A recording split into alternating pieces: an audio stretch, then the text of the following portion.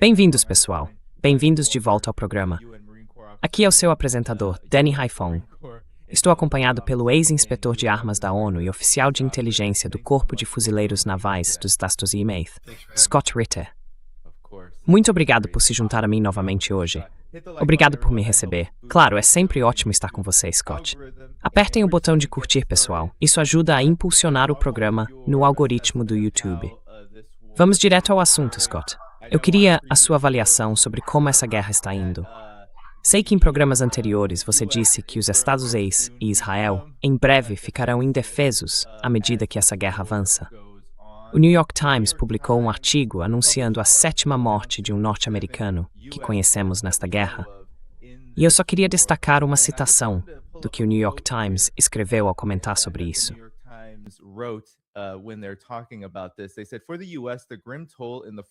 Eles disseram que, para os Estados Unidos, o número sombrio de vítimas na primeira semana desta guerra indicava que o Irã estava mais preparado para o conflito do que o governo Trump havia previsto. Segundo informaram oficiais militares norte-americanos ao Times, o Irã continuou resistindo, mesmo após o Ayatollah Ali Khamenei, seu líder supremo, e outros altos funcionários terem sido mortos por ataques israelenses, com a ajuda de inteligência da CIA. O Irã prometeu, após os ataques aos depósitos de petróleo, aumentar seus ataques retaliatórios em 100% no caso de mísseis e, acredito, em 20% no caso de drones. Estamos vendo os resultados disso.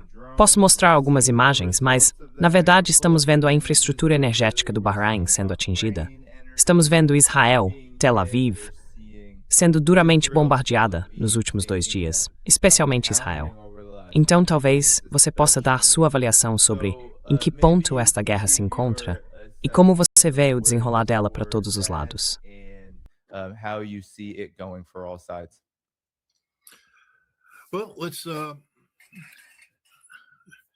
Bem, há um oficial militar americano chamado Coronel John Boyd. As pessoas talvez queiram pesquisá-lo. Seu pensamento e suas filosofias foram adotados tanto pelos militares quanto por civis. Ele é o homem que criou o conceito de entrar no ciclo de tomada de decisão do inimigo. O que ele descreveu é algo chamado ciclo ODA. O ODA significa observar, orientar, decidir, agir. Essas são as 4 fases da tomada de decisão. Você observa, se orienta em relação ao que está focado, toma uma decisão sobre o que precisa ser feito e então age de acordo com essa decisão. O lado que consegue fazer isso mais rapidamente tende a vencer. Ele desenvolveu esse conceito como piloto de caça.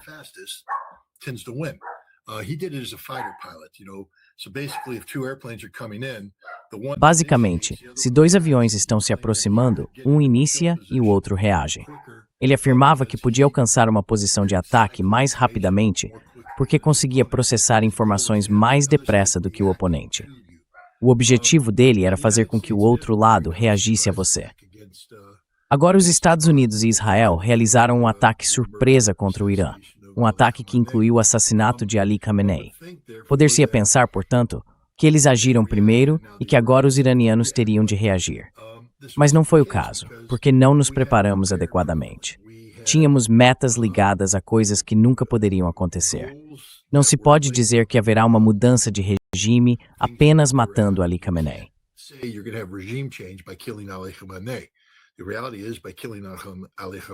A realidade é que ao matar Ali Khamenei, não apenas matar, assassinar Ali Khamenei, você torna a mudança de regime impossível. Qualquer pessoa que saiba algo sobre o Irã saberia que é esse o caso. Se você entende o quão reverenciado o líder supremo é entre os fiéis, e o Irã é uma nação de fiéis, e se você conhece a Constituição, saberia que o Irã é uma república constitucional. Na verdade, o Irã é a democracia que funciona de forma mais eficaz no Oriente Médio. Vou repetir isso e ficarei mais do que feliz em debater com qualquer um sobre isso a qualquer momento. O Irã funciona de maneira mais eficaz como uma democracia do que qualquer outra nação do Oriente Médio, incluindo Israel. É uma república constitucional. É uma república islâmica. Mas eles têm mecanismos em vigor.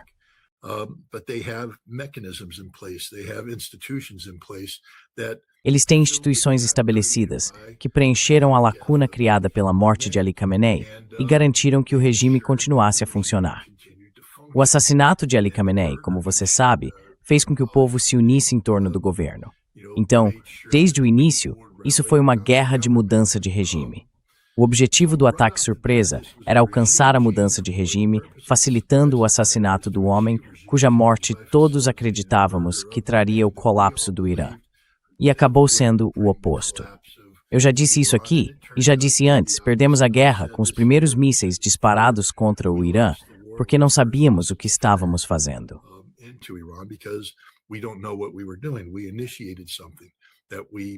Iniciamos algo que deveria alcançar um certo resultado, mas acabou alcançando exatamente o oposto.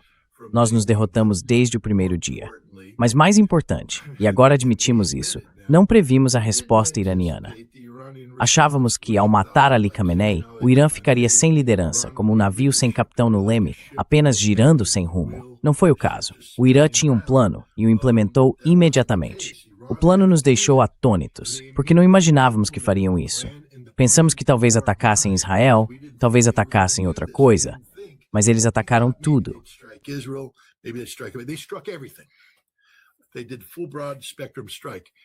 Eles fizeram um ataque completo, de amplo espectro. Então nós iniciamos algo, manobramos, e os iranianos viraram o jogo contra nós. E pensamos, droga, eles estão na nossa cola. Agora são os iranianos que estão conduzindo esse navio, porque nós só estamos reagindo. Eles estão implementando um plano que pensaram desde o início. Se prepararam para isso, têm os recursos necessários e estão executando sem desvio. Os Estados Unidos, por outro lado, mudaram o plano 5 vezes em 10 dias. E vamos mudá-lo novamente hoje, porque uma nova realidade econômica está entrando em jogo, algo que não previmos. Não previmos nada disso. Isso daí para mim está distraído.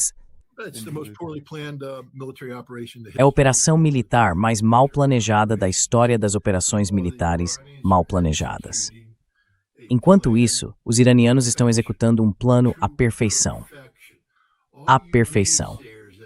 Todos vocês pessimistas por aí, quero dizer, eu adoro os neocons. Antes de tudo, eu adoro os neocons gordos que nunca serviram nas Forças Armadas. Eles são minhas pessoas favoritas, porque só ficam sentados falando sobre coisas que não entendem. E eles dizem, esperem só, vamos reunir uma culminação de forças que vão se coordenar e alcançar um resultado que vai fazer o regime desmoronar por dentro. Trump é um gênio. Ele joga xadrez em 5D. Vocês é que não entendem. Só porque parece ruim agora não quer dizer que é ruim. Isso é falso. Vamos chegar lá por baixo.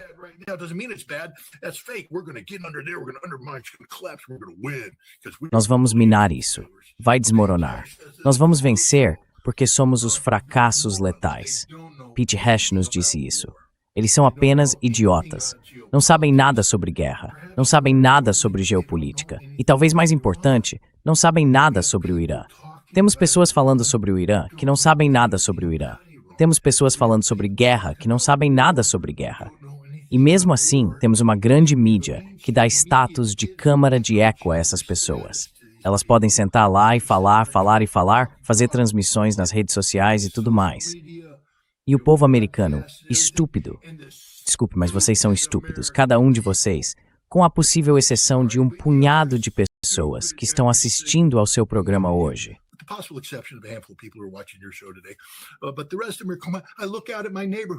Mas o resto deles está vindo. Eu olho para o meu bairro. É apenas um bairro suburbano, pequeno, tranquilo e sonolento nos arredores de Albany, Nova York. Ninguém está em pânico. Eles não entendem o que está acontecendo. Eles não compreendem. Você pode andar pelo bairro e ver cerca de 30% de placas com eu apoio Israel, que remontam, é claro, ao genocídio contra o povo da Palestina. Mas essas são pessoas ignorantes, pessoas estúpidas, que simplesmente vivem suas vidas isoladas da realidade do que está acontecendo. Elas só acreditam nas besteiras que recebem pela TV. E ainda assim, esta manhã elas tiveram um pequeno chamado de despertar, porque é segunda-feira, e eu sei que na sexta-feira a gasolina estava a 3,11 o galão quando enchi o tanque.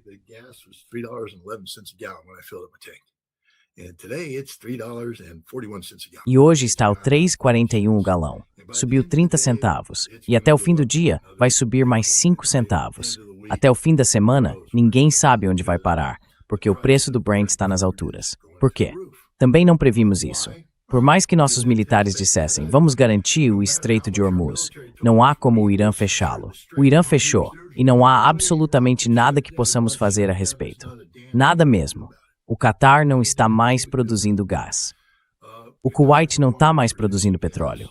A Arábia Saudita não está mais produzindo petróleo, não porque quisessem parar, mas porque o Irã os fez parar. Por causa disso. Por causa disso.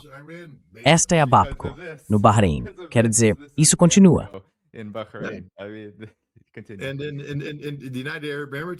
E os Emirados Árabes Unidos estão prestes a ser fechados. A Arábia Saudita está à beira de ser fechada. Baku vai perder a capacidade de produzir petróleo se continuarem jogando esses joguinhos idiotas. Sabe, é isso. O mundo vai ter um colapso energético. A gente vem falando sobre isso, vem dizendo que vai acontecer. E aí existem os americanos realmente geniais que acham que isso não vai acontecer. Somos autossuficientes em energia. Somos a América. Temos o Texas. Eles fazem fracking, abrem o solo e tiram gás de lá. Somos autossuficientes em energia. Não somos afetados. E então invadimos a Venezuela, pegamos todo o petróleo deles. Então perguntem a si mesmos por que vocês estão pagando os olhos da cara no posto de gasolina se somos tão autossuficientes em energia assim. Perguntem-se onde estão as reservas estratégicas de petróleo.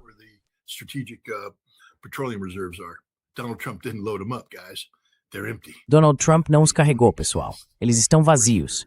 Eles não existem. Estamos ferrados. Mas tudo bem. Acho que chegou a hora de o povo americano pagar um preço. E estamos pagando. Mas perdemos esta guerra. Esta guerra está perdida. Os iranianos foram mais espertos do que nós em defesa contra mísseis balísticos. Se não se importarem, vou dar uma rápida aula de 5 minutos sobre defesa contra mísseis balísticos para as pessoas burras que não estão ouvindo. Porque todos que estão ouvindo aqui são muito inteligentes e muito atentos. Mas às vezes as pessoas assistem ao programa depois e são burras. Então isso é para o benefício delas. Se você pegar a defesa antimísseis, entenda que cada componente do escudo de defesa antimísseis que montamos sobre Israel e o Oriente Médio não foi projetado para funcionar com os outros.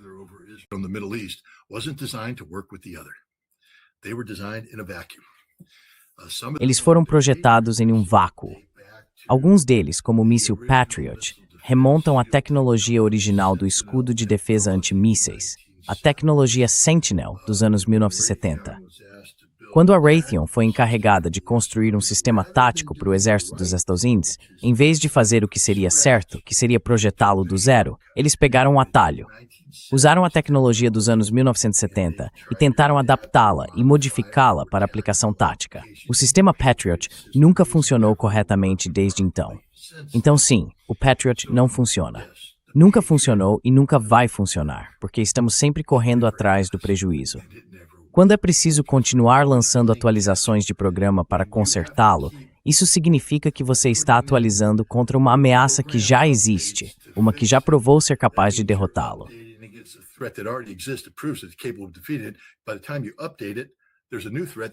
Quando você atualiza o sistema, já surge uma nova ameaça que ele não consegue enfrentar, e estamos vendo isso acontecer nos céus do Oriente Médio.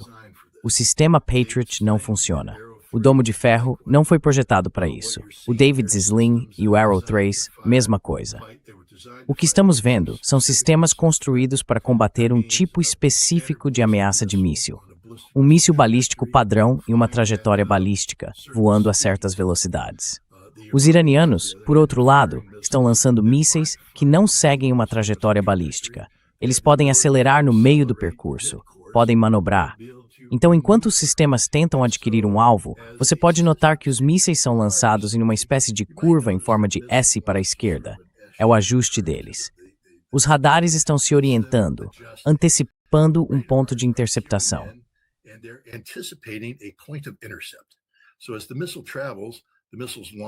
Então, à medida que o míssil viaja, os interceptores são lançados e fazem ajustes para alcançar o ponto de interceptação.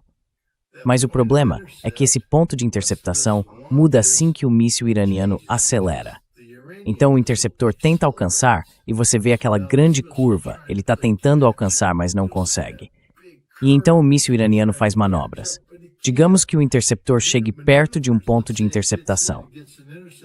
Então o míssil manobra novamente e o interceptor não consegue se ajustar. Então erra todas as vezes, porque os iranianos construíram um sistema para derrotar isso.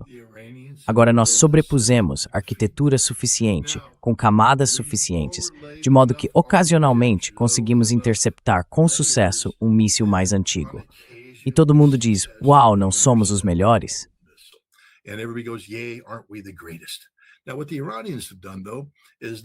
Agora, o que os iranianos fizeram, porém, foi reconhecer que isso é como construir um carro, pegando um Porsche, um BMW, um Chevy, um Nissan e juntando todas essas peças e chamando de carro. Mas não vai funcionar, porque elas não foram projetadas para funcionar umas com as outras. É isso que construímos com a defesa antimísseis. Enganamos a nós mesmos porque criamos sistemas de detecção precoce. A detecção precoce é projetada para nos dar o máximo de aviso antecipado possível. Então, o que acontece é essa detecção precoce. Digamos que seja um sistema de radar no Catar, talvez custe 1,1 bilhão de dólares, só para dar um exemplo. E então, o míssil é lançado.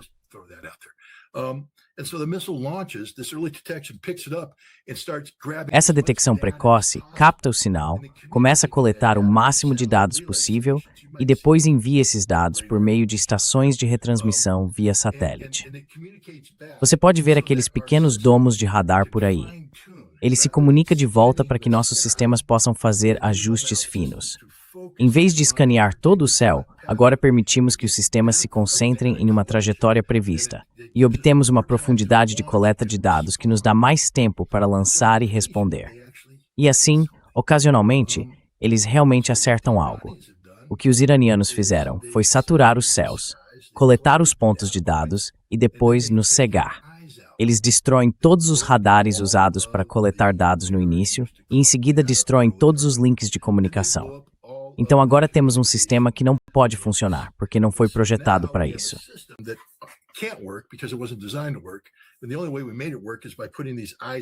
E a única maneira de fazermos isso funcionar foi colocando esses olhos à nossa frente e nos comunicando de volta. Chamamos isso de domínio de espectro total. E os iranianos nos cegaram. Eles nos tornaram incapazes de falar. Então o sistema está totalmente quebrado agora. Estamos diante de uma disfunção completa do sistema. O sistema de defesa antimísseis que colocamos sobre Israel não funciona. Não pode funcionar. Não vai funcionar porque está todo cego. Ah, mas entram os turcos. Veja, os turcos agora têm duas instalações. Eles têm uma em Pirinslik, perto de Diyarbakır. Tem outra, acho que em Kürecik, também perto de Diyarbakır. A instalação de Pirinslik é um antigo local da era da Guerra Fria, usado para rastrear satélites. Em 1997, nós a transferimos para os turcos. Os turcos podem ou não tê-la mantido operacional.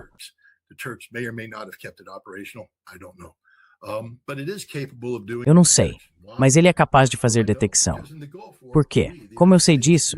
Porque na Guerra do Golfo, nós, os Estados Unidos, o usamos para detectar lançamentos de mísseis iraquianos e fornecer a Israel a detecção do lançamento, o tempo de voo e o possível ponto de impacto.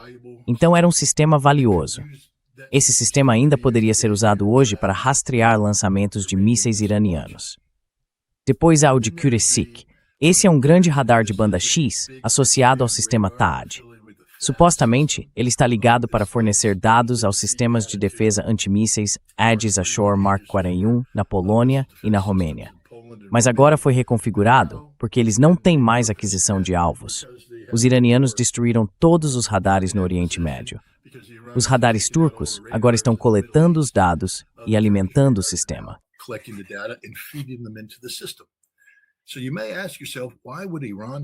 Então você pode se perguntar, por que o Irã atacaria a Turquia? Porque a Turquia está fornecendo dados de direcionamento para o escudo de defesa antimísseis balísticos. E o Irã quer basicamente deixar um ponto claro. A Turquia não é uma parte inocente neste conflito. A Turquia é uma participante ativa. Eles estão reaproveitando instalações de armas da OTAN para uso dos Estados Unidos. Esta não é uma guerra da OTAN. A OTAN não está participando desta guerra. Quaisquer nações que participem o fazem de forma individual. Portanto, a Turquia não pode dizer, esta é uma função da OTAN. Estamos apenas cumprindo nossas obrigações com a OTAN. A Turquia se tornou uma participante ativa neste conflito. Mas no fim das contas, nosso sistema de defesa antimísseis não funciona.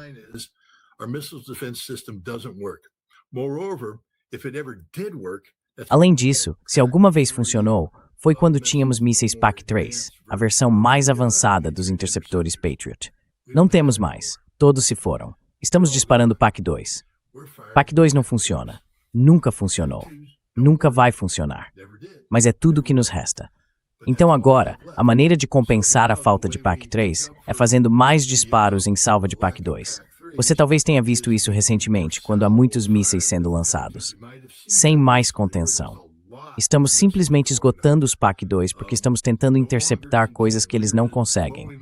Os mísseis iranianos são rápidos demais, manobráveis demais, e nunca serão interceptados por um PAC-2. Então estamos queimando os PAC-2. E quando acabarem os PAC-2, não teremos mais nada. Literalmente nada restará.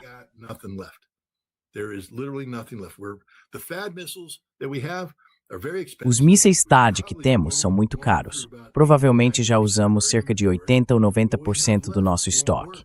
E o que restou não vai funcionar, porque todos os radares foram destruídos. Sabe, eles estão ligados àquele radar de banda X deles. 5 foram destruídos. Não sobrou nenhum, exceto o que está na Turquia, que os iranianos provavelmente acabarão destruindo. Os israelenses estão sem munição. Eles não têm nada. O que fornecemos, eles já dispararam. Só para vocês saberem, Israel não tem os próprios mísseis. Eles não produzem os mísseis. Nós é que produzimos. Quando o Domo de Ferro ficou sem mísseis interceptadores durante a luta contra o Hezbollah e tudo mais, foram aviões militares americanos que voaram da Europa.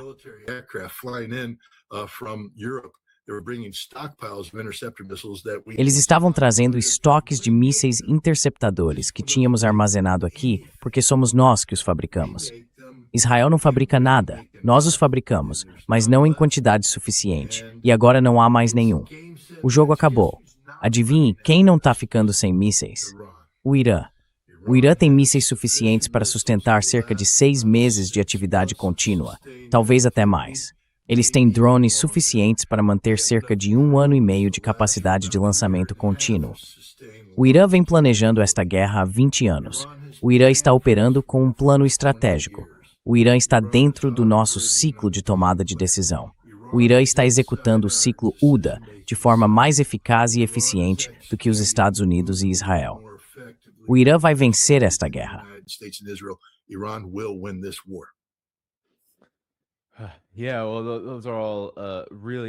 Sim, bem, todos esses são pontos realmente importantes, Scott.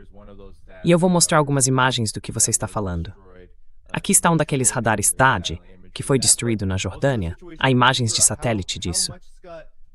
Mas também a situação em Israel. Scott, até que ponto a situação em Israel vai influenciar a trajetória desta guerra? Porque estamos ouvindo pessoas em Israel, alguém que mora lá, falando sobre estar na escuridão. A eletricidade acabou. Eles estão sendo atingidos sem parar por mísseis e drones iranianos. A guerra de 12 dias terminou com Israel indo até os Estados Unidos e dizendo, isso precisa parar. O que torna esta situação diferente? Quero dizer, estamos vendo as imagens de Tel Aviv. Eles estão tentando censurar, mas as 2 últimas noites em particular têm sido especialmente difíceis para Israel. Quanto isso vai afetar as coisas nos próximos dias? Com licença, Dani, eu só preciso. Cá os olhos. Eu estava chorando por Israel. Me enviou aquilo. Eu devia abrir os comentários, porque o seu sentimento é realmente compartilhado por muitas pessoas. Como você pode ver, coitadinho, vamos tocar o menor violino do mundo? Quero dizer, poderíamos continuar indefinidamente. Ninguém se importa. Ninguém literalmente se importa. Os israelenses zombaram dos palestinos, zombaram do sofrimento, zombaram do genocídio, negaram o genocídio, negaram o sofrimento. E francamente, o que o Irã está fazendo com Israel agora nem chega perto do que Israel fez com o povo de Gaza. Sabe, o pior ainda está por vir. Então, se vamos se você quer que choremos porque o Irã destruiu uma usina de energia depois que vocês bombardearam instalações de petróleo nos arredores de Teherã, causando chuva ácida e chuva de óleo, fazendo os esgotos explodirem em chamas, rios de fogo atravessando cidades iranianas, literalmente o inferno se abrindo nas ruas de Teherã, a capital de uma das principais potências da região.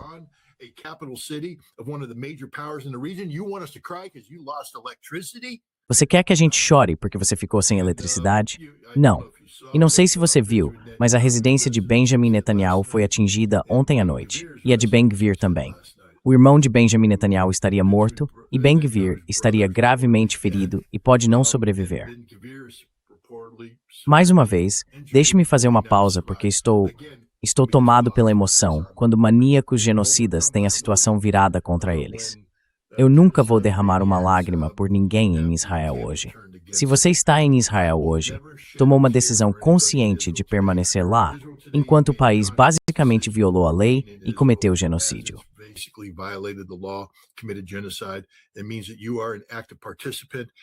Isso significa que você é um participante ativo de uma política geral da Grande Israel, o que quer dizer que deseja roubar terras das nações soberanas que a cercam. E para roubar a terra, é preciso despovoá-la. Isso significa que você vai executar uma versão israelense do Plano Oeste, o Plano Leste, o plano nazista de despovoar a Bielorrússia e o oeste da Rússia, eliminando milhões de eslavos para criar Lebensraum, espaço vital para o povo alemão. Israel é a manifestação moderna da Alemanha nazista. Eles são nazistas. Isso não é exagero, senhoras e senhores. Estamos falando literalmente das piores pessoas do planeta. Literalmente das piores pessoas do planeta que habitam essa entidade artificial chamada Israel, que já não tem mais direito de existir.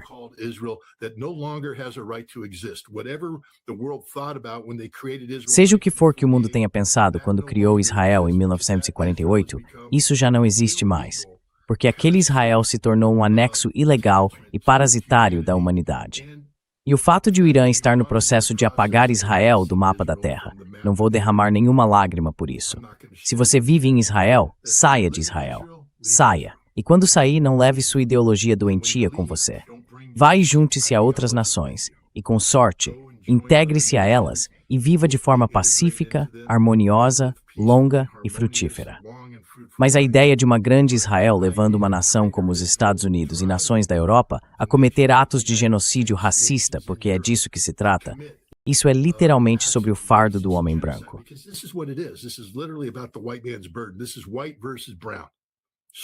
Isto é branco contra pardo, puro e simples. E se você é árabe e não sabe disso, se vive nas nações do Golfo e não entende que é visto como um ser humano inferior aos olhos dos israelenses, quero dizer, eu, como americano, um americano branco, sei disso. Sou um goi. Eles me disseram na cara, você é sub-humano. Ok, entendi. É por isso que eu te odeio. E vou lutar contra você, porque ninguém quer ser chamado de sub-humano. Mas sabe, imagine ser árabe, sabendo que seu governo se ajoelhou diante de Israel, sabendo que concordou com os acordos de Abraão, que perpetuamente subordinam os estados árabes do Golfo a uma grande Israel, sabendo que permitiram que Israel desse as ordens, sabendo que Israel os arrastou para uma guerra que agora vai destruir suas economias.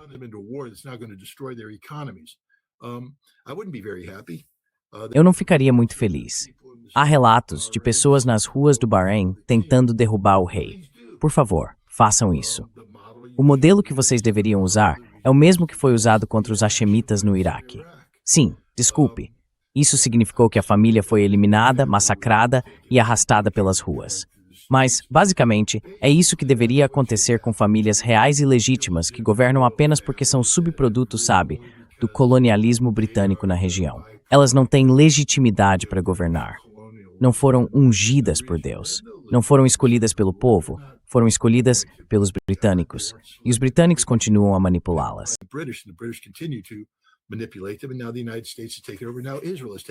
E agora os Estados Unidos assumiram o controle. Agora Israel assumiu o controle. Então, basicamente, o povo árabe do Oriente Médio é governado por líderes que permitiram ser subordinados a atores neocoloniais, sejam eles britânicos, americanos ou israelenses. Essa é a verdade. A única nação que não faz isso é o Irã. E é por isso que estamos atacando o Irã. Porque o Irã não joga o jogo. O Irã é um estado soberano. O Irã faz o que o povo iraniano quer que ele faça. E eles têm um governo apoiado pelo Vietnã. E é por isso nunca o derrubaremos.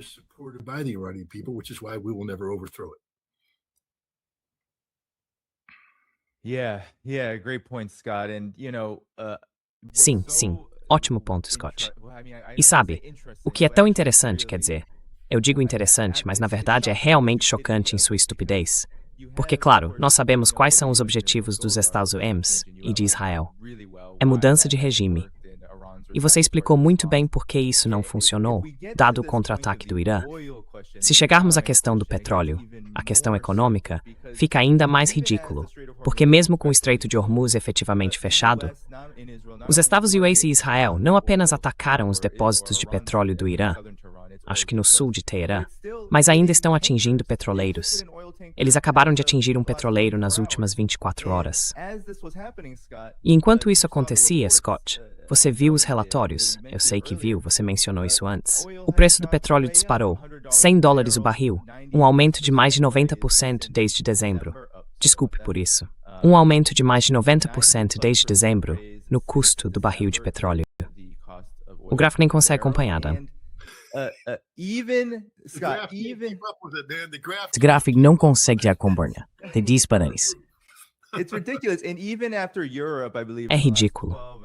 Mesmo depois que a Europa, acredito que nas últimas 12 horas, liberou parte de suas reservas e os preços caíram, o Wall Street Journal disse que não. Ainda vai subir para $200 o barril se a situação persistir. E o Irã, o porta-voz da Guarda Revolucionária, disse: vocês estão prontos para isso? Porque eles estão claramente preparados para garantir que isso aconteça. Então eu só quero mostrar a resposta de Donald Trump a isso, porque agora está sendo exibida pela grande mídia ocidental.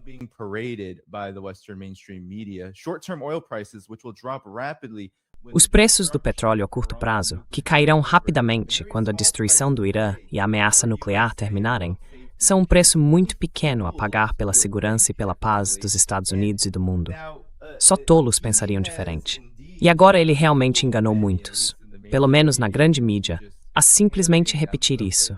Vou tocar esse trecho para você, Scott, e então você pode reagir, porque é absolutamente... Esse é o tipo de condicionamento que os belicistas estão tentando nos empurrar, mesmo enquanto testemunhamos o que a retaliação do Irã, e claro, a guerra dos Estados Unidos que a iniciou, está causando. Stage rates en unifruipção curto prazo para ganho growth. Dor de curto prazo para ganho de longo prazo. Dor de curto prazo para ganho de longo prazo.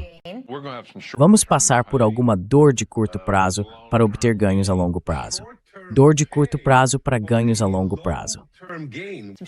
Alguma dor de curto prazo, sim, mas teremos um ganho de longo prazo.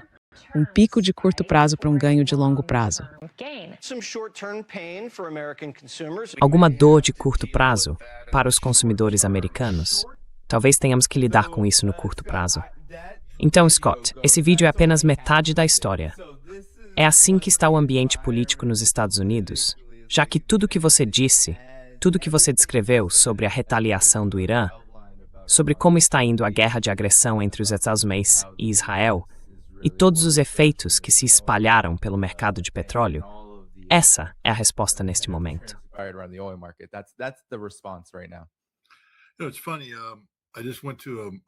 É engraçado. Eu acabei de ir ao cinema neste fim de semana. Não lembro se o nome era Don't Die ou algo assim, mas é um ótimo filme sobre IA. Pessoas viciadas em olhar para o celular, o fim do mundo, tudo isso. Mas dá pra pensar que o que acabamos de ver parecia parte de um roteiro de filme de Hollywood muito ruim. Quero dizer, sabe, nós deveríamos ser americanos. Temos liberdade de expressão, cara. Nossos cérebros funcionam, supostamente, e deveríamos estar acima disso. Esse é o tipo de besteira em que não deveríamos cair. As outras pessoas ao redor do mundo caem nisso.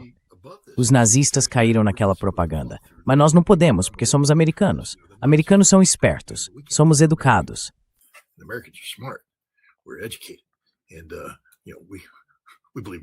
E sabe, nós acreditamos na liberdade. A liberdade nunca nos permitiria nos tornar escravos obedientes de uma declaração de propaganda unificada empurrada pela grande mídia controlada pelo governo. O governo não pode nos controlar. Somos americanos. Somos melhores do que isso. Oh, meu Deus, somos as piores pessoas do mundo por causa disso. Quero dizer, se você é americano e está assistindo TV e ouve alguém dizer dor de curto prazo para ganho de longo prazo. Antes de tudo, é um pouco forçado, um pouco superficial. Aconteceu uma vez. Eu digo, vocês precisam trabalhar nisso, pessoal. Isso é uma má redação. Mas então eles repetem e repetem e repetem. E de repente você percebe que literalmente não temos uma imprensa livre.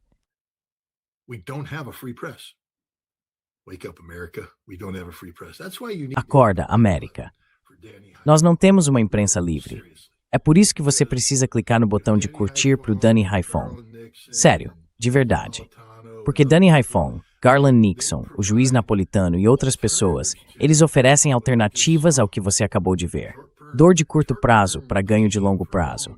Quero dizer, somos um país disfuncional e não conseguimos funcionar porque as ovelhas americanas não conseguem acordar. Elas estão sendo embaladas em uma falsa sensação de complacência por uma mídia tradicional que foi sequestrada por uma singularidade. Uma singularidade que está fazendo o quê? Você não tem permissão para dizer isso. Quer dizer, havia uma piada do Dave Chappelle, achei muito engraçada, e espero não insultar muitas pessoas ao dizer isso, mas eu não me importo mais.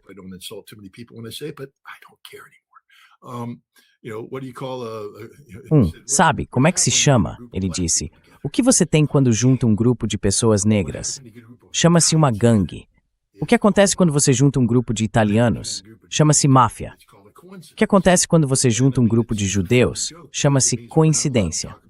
E quero dizer, é só uma piada engraçada porque significa que não podemos falar sobre o óbvio. Todas as ferramentas usadas para informar e moldar a população, seja Hollywood, TV ou a mídia, são controladas por uma cabala de sionistas pró-Israel. Quase não há exceções, e você acabou de ver isso. Dor de curto prazo para ganho de longo prazo virou um mantra repetido em todos os lugares, pessoas.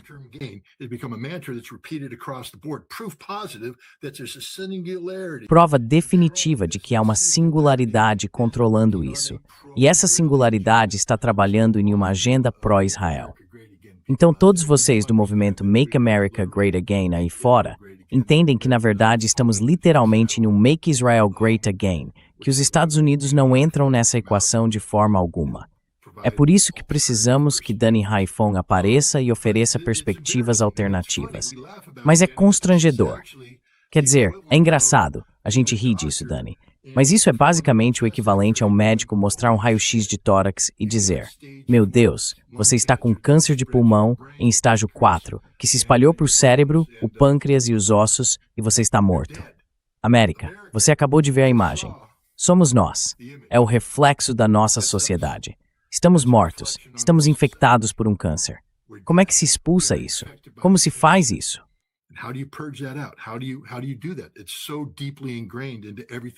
Isso está tão profundamente enraizado em tudo que fazemos. Todas as instituições tradicionais foram contaminadas por isso. E isso significa, mais uma vez, que não se trata apenas da mídia, mas também das coisas que alimentam a mídia. Você entende que existem universidades que formam jornalistas tão condicionados funcionalmente a se graduar em escolas de jornalismo e depois se integrar perfeitamente a esse sistema? Então, as escolas de jornalismo precisam condicionar essas pessoas a achar que isso é normal. O que chamamos de jornalistas não são. Eles são apenas atores no jogo que está sendo jogado para manipular dados. Há um cara com quem fiz uma entrevista. Se quiser ver, está no meu podcast Russia House, gratuito. Você pode acessar.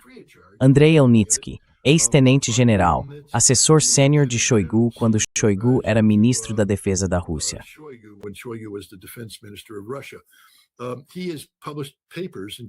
Ele publicou artigos e desenvolveu uma ideia chamada guerra mental.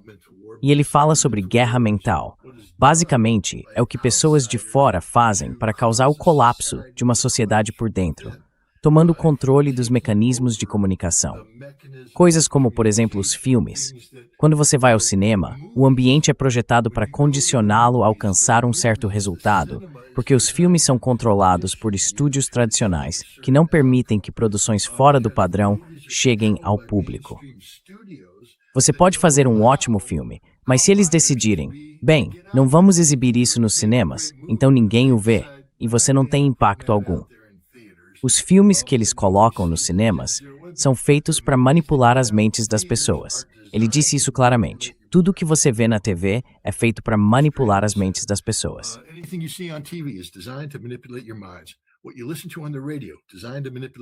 O que você ouve no rádio é feito para manipular sua mente. E todos eles são controlados pelas mesmas pessoas. Eles estão aí condicionando você a aceitar como normal coisas que qualquer pessoa sensata diria que são insanas. Guerra mental. A destruição da América por dentro. Por quem? Pelo grupo sionista pró-Israel. Precisamos começar a chamar as coisas pelo nome. Quero dizer, isso não é antissemitismo, senhoras e senhores. Não é antissemitismo. É apenas a terrível verdade de que o grupo pró-Israel é anti-americano e busca a destruição da América. Eles estão dispostos a usar os Estados Unidos como uma ferramenta para alcançar seus objetivos mais amplos. E nós estamos aqui, sem fazer nada. Você pensaria que haveria pessoas nas ruas, mas não há. Elas simplesmente ignoram. São ovelhas obedientes.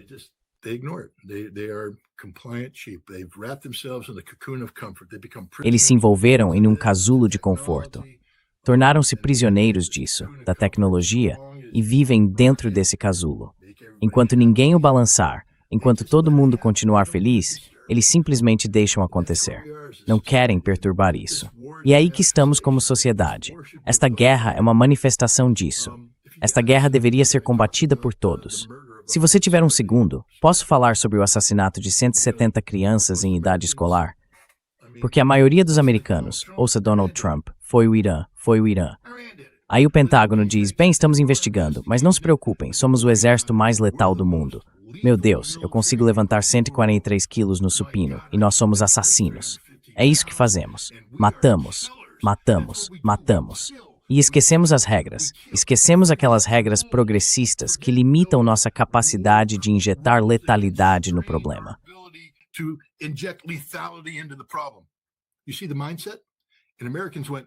Entende a mentalidade. E os americanos disseram, ok. Quero dizer, não sei quantas pessoas disseram, foi por isso que votei. Você vê isso repetidamente nas redes sociais. Foi por isso que votei. Não, é por isso que eu tenho que dizer, quando as pessoas falam sobre como o nosso país foi criado, nós já sabíamos sobre vocês. Vocês fazem parte do que se chama de facção. O federalista número 10, James Madison, nos alertou sobre os perigos das facções. E as facções são controladas por uma república funcional, uma república constitucional que tem freios e contrapesos. Mas esses freios e contrapesos precisam funcionar, ou então o poder executivo, dotado de grande autoridade, se torna um tirano. Isso está no Federalista número 51. Mais uma vez, James Madison, um homem inteligente. Ele nos alertou sobre os perigos de um tirano e sobre a necessidade de freios e contrapesos.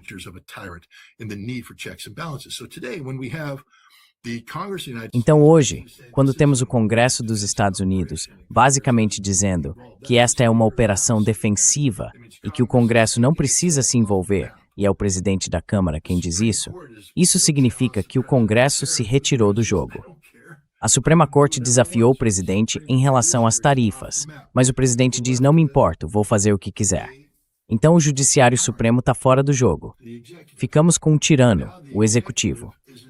E agora, o Executivo não é governado por pessoas que acreditam na necessidade de freios e contrapesos, mas por facções. Eu votei nisso. Eu votei na tirania. Eu votei num culto à personalidade. Eu votei num homem que diz que não está sujeito a nenhuma lei, que acredita apenas em seu próprio senso de moralidade pessoal, o que é problemático nos arquivos de Epstein.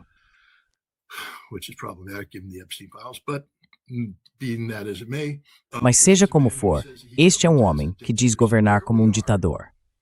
Então é isso. E quais são as consequências? As Convenções de Genebra de 1949 foram aprovadas por causa dos excessos da guerra. mesmo pelos vencedores. Houve um reconhecimento de que até os vencedores foram longe demais, de que precisamos proteger as populações civis. É essencial que existam leis que regulem a guerra. Elas foram atualizadas em 1977 com o protocolo adicional às convenções de Genebra. E há pessoas por aí revirando os olhos, dizendo: qual é Sky? É direito internacional. Sim, mas veja, ele foi adaptado e adotado pelo Departamento de Defesa dos Estados Unidos por meio do Manual de Direito de Guerra. Então agora é nosso, nós o possuímos. E uma das coisas interessantes ali é que eles falam sobre o direcionamento de alvos.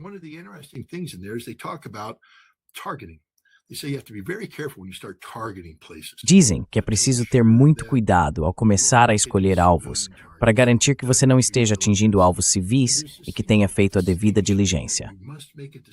Existe algo chamado distinção. É necessário fazer uma distinção entre alvos militares e alvos civis, o que exige um nível adicional de análise e trabalho. Isso é a lei.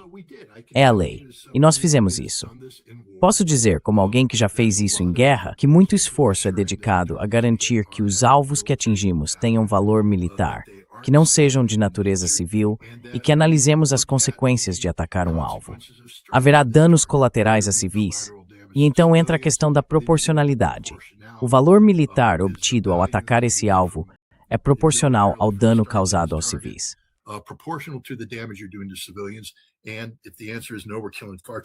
E se a resposta for não, estamos matando civis demais, então você não bombardeia o alvo.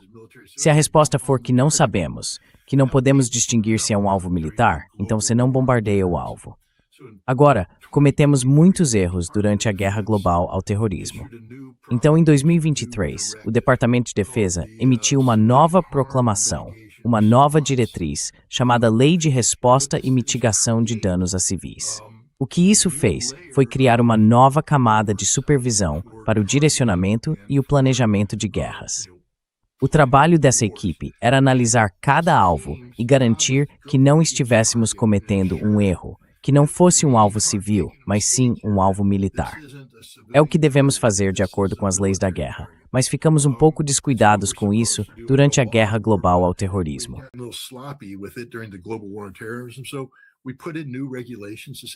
Então implementamos novas regulamentações para dizer: é isso que precisamos fazer se quisermos travar uma guerra e estar em conformidade com nossas próprias leis e com as leis do conflito internacional.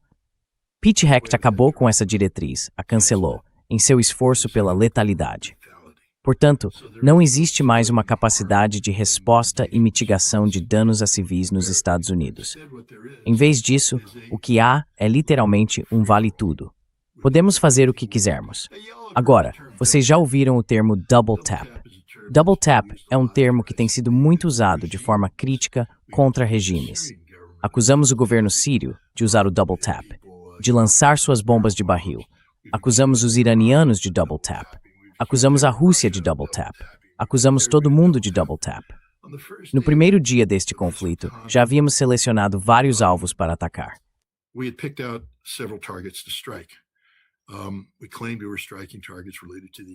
Afirmamos que estávamos atacando alvos relacionados com o corpo da Guarda Revolucionária Iraniana. Um deles era a base naval de Manab, onde a guarda mantinha armazéns e uma instalação médica, entre outras coisas. Lançamos 5 mísseis de cruzeiro contra ela. Normalmente, você diria tudo bem, dá para confiar que as Forças Armadas do Zestal fizeram a coisa certa. Certamente, tentamos distinguir os alvos para garantir que não houvesse sobreposição. Nada que pudesse ser um local protegido. Mas essa unidade não existe mais. Em vez disso, o que temos agora é o direcionamento assistido por inteligência artificial, um programa chamado Claude, desenvolvido pela Palantir, que ajudou a criar esses alvos do nada. Basicamente, eles apenas vasculham bancos de dados.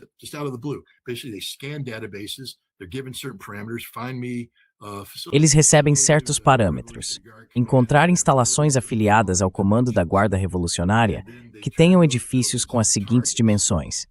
Depois, esses edifícios se tornam alvos, e os alvos recebem armamentos, e assim por diante. Assim, a instalação naval de Manab recebeu 4 pontos de impacto. 2 deles eram armazéns de determinado tamanho.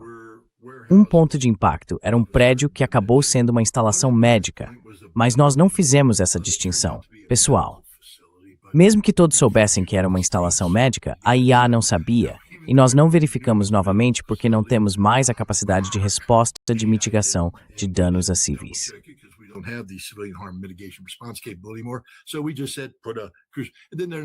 Então nós dissemos, lance um míssil de cruzeiro. E depois havia outro lá no canto superior direito, havia uma grande instalação ali, e decidimos que iríamos bombardear aquela também. Então enviamos 5 mísseis de cruzeiro. Você pode perguntar, Scott, por que 5? Achei que fossem apenas 4. Agora chegamos à parte interessante do Tomahawk Block 4. O sistema Tomahawk Block 4 pode ter vários alvos programados e pode mudar de alvo em pleno voo porque está se comunicando. Mas a parte realmente impressionante é que ele pode pairar sobre uma instalação, coletando imagens que são enviadas para avaliação, e faz a avaliação imediata dos danos de batalha.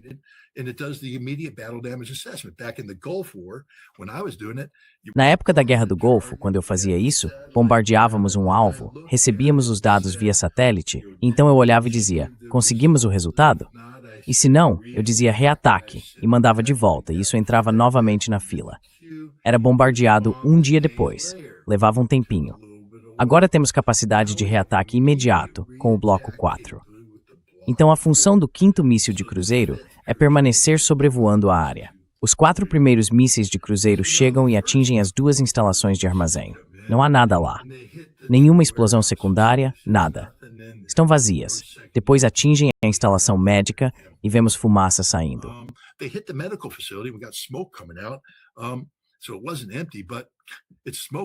Então não estava vazio, mas está saindo fumaça. Critério alcançado, atingiu outro prédio e o derrubou. Há fumaça saindo, mas mais importante, há pessoas se movimentando, muitas pessoas se movimentando. Essas imagens estão sendo enviadas de volta para o navio e os operadores no navio estão olhando e dizendo, temos muitas pessoas se movimentando em torno daquele alvo. Muitas pessoas se movimentando em torno daquele alvo. Atingimos algo importante, reataque. E eles mantêm aquele míssil de cruzeiro para subir de altitude e descer voando. Agora, o mais impressionante novamente, o Block 4 é uma arma incrível, porque tem uma ogiva projetada para ser destruidora de bunkers.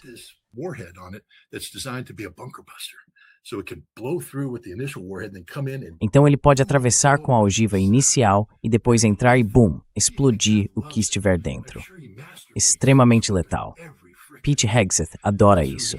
Tenho certeza de que ele se masturba pensando nessa arma toda santa noite. É assim que ele é. Mas agora há um elemento adicional que colocaram ali. Essa é a beleza do Block 4. Veja, o míssil de cruzeiro tem muito combustível, e esse combustível não utilizado estava sendo desperdiçado. Então o Block 4 pode pegar esse combustível, comprimi-lo e transformá-lo em um explosivo combustível ar, dando a ele uma capacidade termobárica. Basicamente, você penetra e depois queima tudo lá dentro com essa enorme explosão termobárica.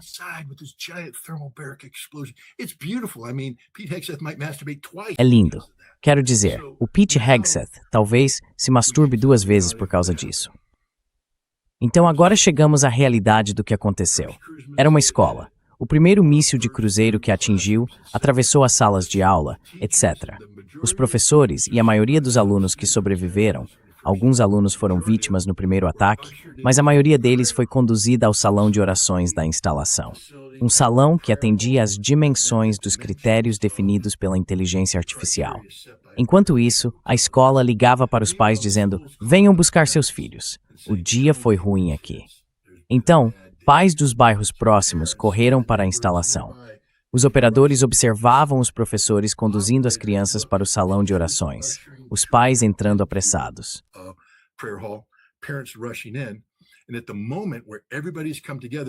E no momento em que todos tinham se reunido, nós atacamos 2 vezes. Enviamos o míssil de cruzeiro. Ele atravessou o salão de orações, explodiu e então a ogiva termobárica detonou, queimando todos lá dentro. Leia os relatos dos pais sobre como encontraram seus filhos. Não sobrou nada da minha filha. Ela foi queimada até a morte. Só consegui identificá-la pelos restos da mochila. Foi isso que fizemos. Nós os atacamos 2 vezes. Assassinato puro, 100%. Porque Pete Hegseth decidiu que precisávamos ser mais letais. Então ele eliminou as regulamentações que exigiam que as Forças Armadas dos Estados Unidos cumprissem, sabe, a lei de guerra, o nosso próprio manual de leis de guerra. Ele acabou com isso.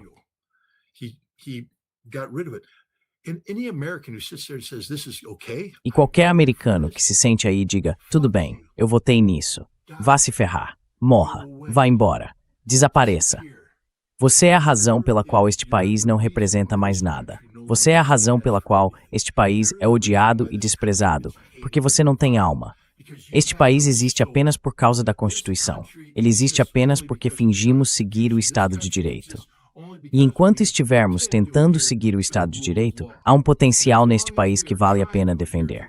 Fomos imperfeitos, e serei o primeiro a reconhecer isso. Mas os Estados Unidos têm o potencial de ser uma grande nação se apenas fizéssemos o que deveríamos fazer. Mas não fazemos, porque ficamos preguiçosos.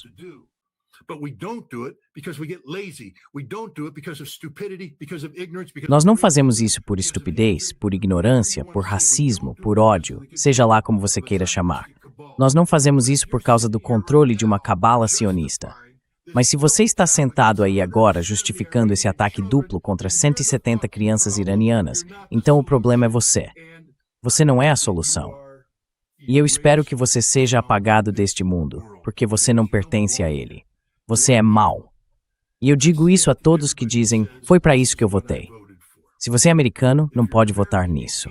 É a coisa mais anti-americana que existe. E peço desculpas pela linguagem, Dani, mas as pessoas precisam acordar de uma vez. Nós somos as piores pessoas do mundo neste momento.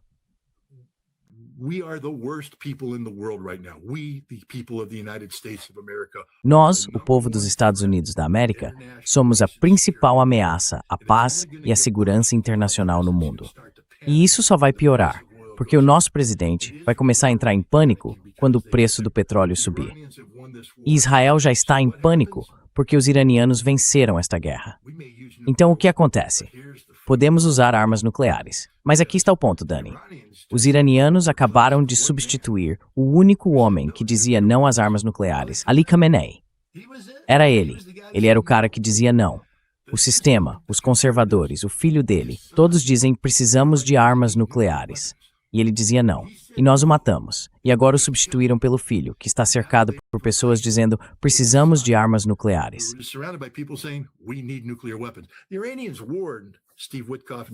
Os iranianos alertaram Steve Witkoff e Jared Kushner, mas eles eram burros demais para entender o que estavam sendo informados.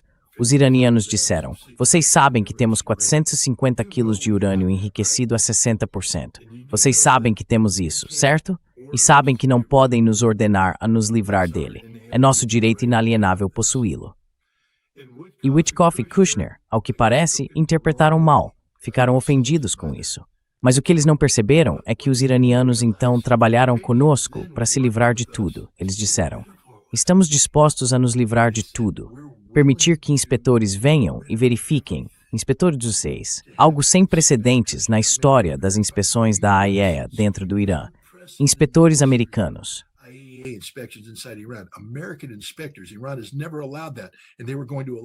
O Irã nunca tinha permitido isso antes, e eles iam permitir para que a destinação dos 450 quilos pudesse ser confirmada. Eles estavam se esforçando ao máximo para dar a Donald Trump o grande acordo que ele sempre dizia querer. Ele sempre condenou o JCPOA como o mau acordo de Barack Obama. Eu poderia fazer um acordo melhor. Pois bem, os iranianos lhe ofereceram um acordo melhor, mas isso nunca teve a ver com o programa nuclear. Sempre foi sobre mudança de regime. E então atacamos o Irã. Ataque surpresa, perfídia, golpe duplo contra crianças, todas aquelas coisas boas que fazemos. Agora os iranianos têm um novo líder supremo.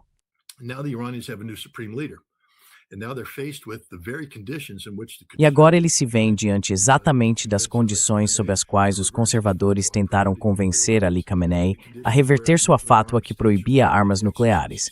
As condições em que estados com armas nucleares estão ameaçando a sobrevivência existencial da República Islâmica.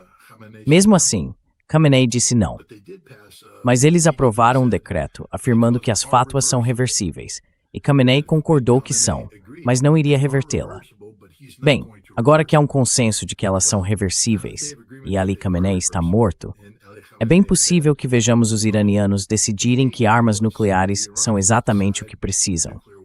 E eles têm a capacidade de produzir cerca de 10 mil ogivas de 15 a 20 quilotons com um design de canhão de urânio. Armas muito rudimentares, mas muito eficazes.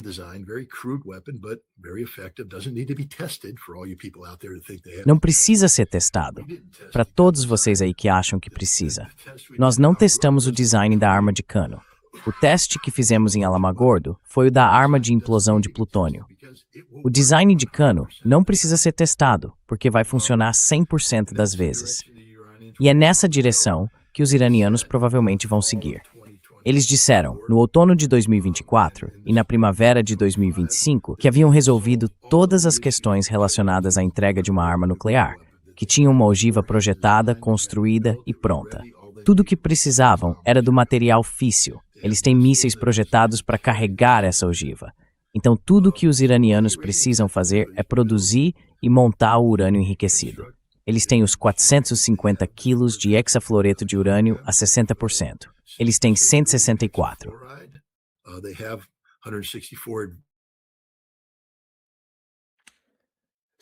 Scott, se você consegue me ouvir, acho que te perdemos por um segundo. Ok, voltamos. Eles têm a capacidade de enriquecer o hexafluoreto de urânio, convertê-lo em metal de urânio e moldar esse metal em formas adequadas para um projeto de arma. E eu não ficaria surpreso se em algum momento, à medida que esta guerra avança e as pessoas os ameaçam com armas nucleares, os iranianos viessem a público e dissessem: vocês não querem fazer isso, porque nós mataremos Israel, Arábia Saudita, mataremos os Estados Unidos. Dubai será um buraco fumegante. Toda a região estará em chamas. Se vocês lançarem uma arma nuclear sobre nós, todos morrerão. É uma versão invertida da opção sanção. E eu acho que é nessa direção que os iranianos devem seguir. Eu não quero que eles façam isso. Ainda acredito, não sei porquê, talvez porque isso tenha sido a minha vida, mas ainda sou ingênuo.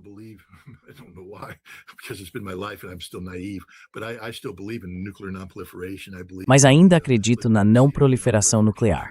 Acredito na legitimidade do Tratado de Não Proliferação. Acredito no desarmamento, no controle de armas, todas essas coisas que se provaram uma piada completa aos olhos dos Estados Unidos. Eles desonraram toda a minha vida. Passei a vida inteira buscando o controle de armas, e este governo simplesmente transformou isso em uma piada literal, uma piada trágica. Então, quem sou eu para dizer aos iranianos que eles não podem ter armas nucleares? Quem sou eu para dizer que eles não podem fazer isso? Vamos ver. Quer dizer, a única coisa que pesa contra isso é que os iranianos continuam falando sobre honrar o legado de Ali Khamenei. E o legado dele era que as armas nucleares eram proibidas pelo Islã.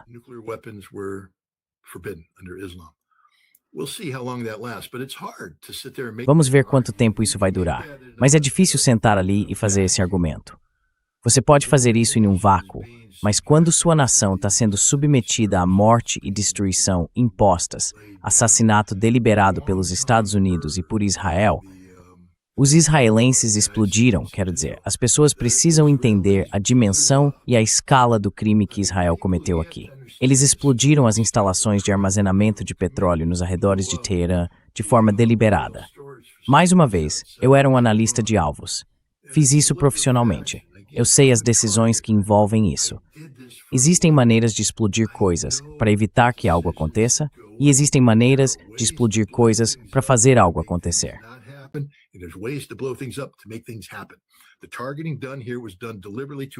A escolha dos alvos aqui foi deliberada, feita para alcançar um resultado, basicamente cobrir Teherã com uma chuva tóxica de óleo e criar condições para que incêndios surjam nos sistemas de esgoto. Ruas em chamas, uma cidade em chamas. Esta é a capital do Irã.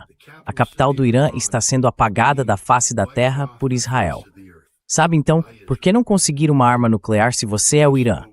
Por que não? Quero dizer, é nesse ponto que estamos. É aqui que chegamos hoje. E só podemos culpar uma pessoa, Donald Trump. Donald Trump tinha a capacidade de dizer a Benjamin Netanyahu não apenas não, mas nem pensar. Sente-se, cale a boca, saia da minha frente. Vou cortar toda a ajuda. Não haverá defesa. Vamos desligar o escudo antimísseis. Podemos fazer o que quisermos. Você é patético.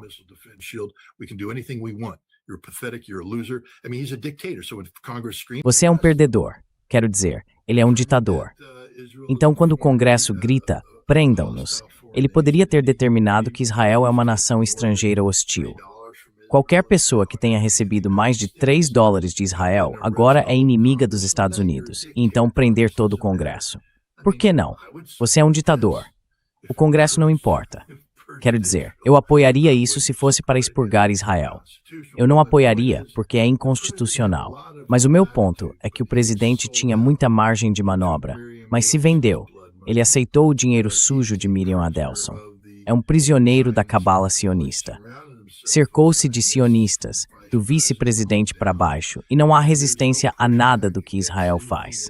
Talvez o povo americano acorde. Talvez agora possamos encontrar uma maneira de unir as pessoas, de entender que é Israel quem está dando as ordens, que isso não é mais sobre a América em primeiro lugar.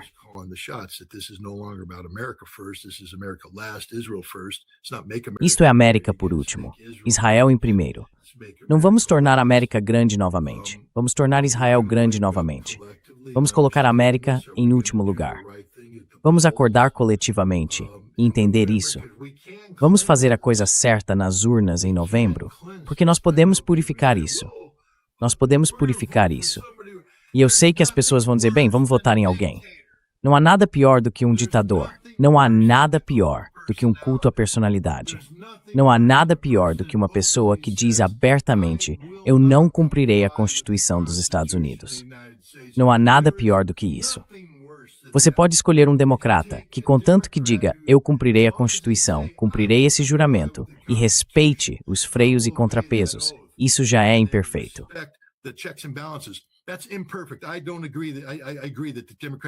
Concordo que os democratas governam de forma horrível. Concordo que fazem políticas ruins. Concordo com tudo isso. Mas sabe, podemos corrigir isso constitucionalmente se nós, o povo, acordarmos. No entanto, neste momento, transferimos o poder para um ditador funcional, um culto à personalidade. E temos uma chance de consertar isso, e é neste novembro. Talvez a guerra desastrosa faça o povo americano acordar. É a única forma, porque todos estamos presos nesse casulo de conforto. Mas quando de repente tivermos que sair e pagar $8 por galão de gasolina, quando formos ao Walmart e virmos as prateleiras vazias, porque os caminhoneiros não conseguem pagar o diesel para transportar as mercadorias, quando virmos o preço dos alimentos disparar, quando percebermos que nosso salário já não é suficiente, talvez então acordemos e façamos a coisa certa. Eu não sei.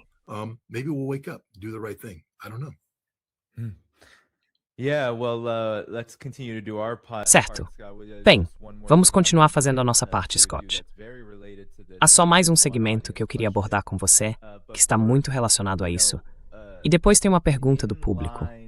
Mas antes, sabe, em linha com essa influência muito óbvia, o que eu acho que poderíamos chamar de influência de Israel sobre os Estados Unidos, houve muitos relatos.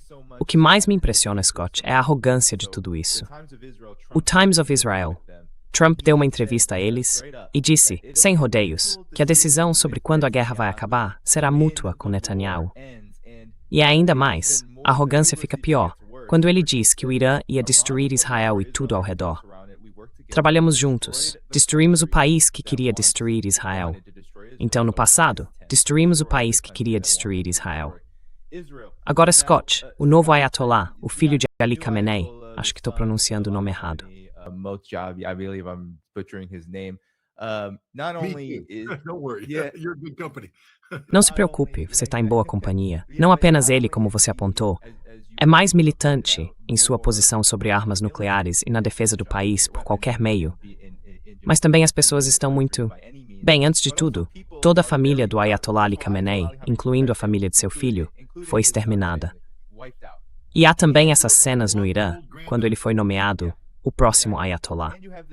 Então Scott, Israel e Trump estão dizendo que vão decidir quando essa guerra termina. Parece que o povo iraniano tem uma visão muito diferente. Como isso entra em toda a situação? Quero dizer, eu posso analisar o lado militar disso, como está a situação no terreno para Israel, mas também sei que você costuma dizer que a guerra é uma extensão da política por outros meios. Então, quais são seus comentários sobre tudo isso? How about your comments on all of this? Well, damn you, Danny, you stole my Clausewitz reference. Ora, droga, Danny. Você roubou minha referência a Clausewitz. Mas você está certo. A guerra é uma extensão da política por outros meios. Veja, eu disse isso desde o início. Este é um conflito de mudança de regime e é existencial por natureza. A provável mudança de regime acontecerá aqui nos Estados Unidos, quando Donald Trump perder em novembro, for impedido e, com sorte, condenado pelo Congresso dos Estados Unidos. Fortalecido por um povo americano que elegeu representantes que acreditam na Constituição acima do faccionalismo. Benjamin Netanyahu tem sido um primeiro-ministro se mantendo por um fio desde 7 de outubro. Ele foi negligente em seus deveres naquela época, mas continuou ampliando a guerra.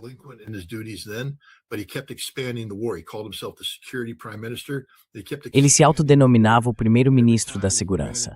Continuou expandindo a guerra e toda vez que enfrentava um problema interno, ampliava o conflito. Agora ele chegou ao nível máximo de expansão, contando com o ovo antes da galinha. Está na TV declarando vitória, dizendo que tudo isso é graças a ele. E, no entanto, os israelenses acordaram esta manhã sem energia em Tel Aviv e continuarão sem energia. Se isso continuar, ficarão sem água, sem infraestrutura e Tel Aviv se tal. As pessoas contavam surgir para ele. Então, muita Haifa bem horrible that to exist tal. And then the rest of Haifa will become an uninhabitable city. Israel will become an unlivable nation. Israel se tornará uma nação inabitável, e isso será a morte de Israel e a morte de Benjamin Netanyahu. Isso é algo que o Hamas, o Hezbollah e Nasrallah estavam prestes a conseguir. Se você se lembra, pouco antes de Hassan Nasrallah ser assassinado, quão ruim, quão grave era a situação em Israel. Lembre-se também do esvaziamento do norte de Israel, das pessoas fugindo por causa dos foguetes do Hezbollah e da falência econômica que estava ocorrendo. Mas agora temos a guerra definitiva, uma guerra de proporções existenciais. E o Irã tem um plano. Israel não tem. Israel não tem um plano de sobrevivência. Israel acreditou na bobagem de que poderia retomar, mover esse regime.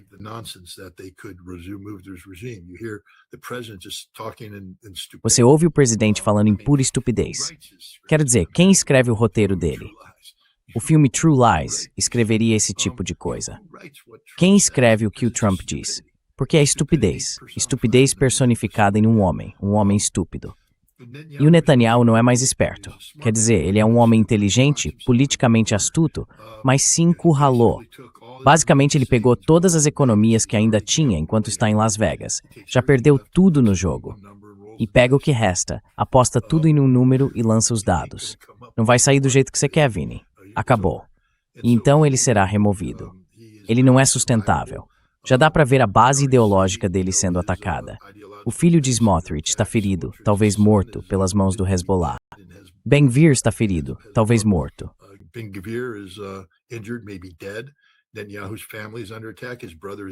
A família de Netanyahu está sob ataque. Seu irmão está morto. Netanyahu é um homem morto andando, mesmo que sobreviva a este ataque. Ele não vai sobreviver. Sabe, ele precisa torcer para que você, morra de causas naturais, porque foi marcado para morrer. Você não pode assassinar o líder supremo e sair impune. E eu diria o mesmo sobre Donald Trump. Ele precisa ter cuidado. Ele ultrapassou uma linha vermelha. Quero dizer, o povo americano precisa entender isso. Não temos o direito, só porque temos os oceanos Pacífico e Atlântico, de sair por aí matando pessoas, matando líderes religiosos, e depois fingir que não há consequências. Somos um povo caçado, somos um povo odiado, e nossas ações vão nos assombrar e nos perseguir por muito tempo daqui para frente.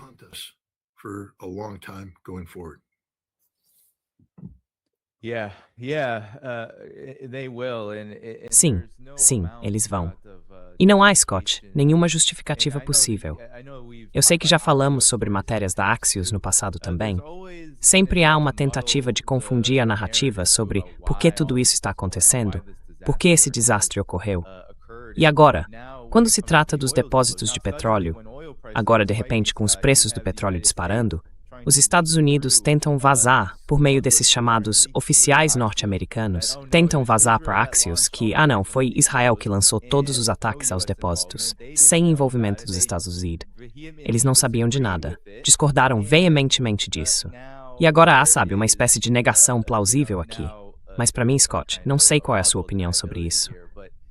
É ridículo.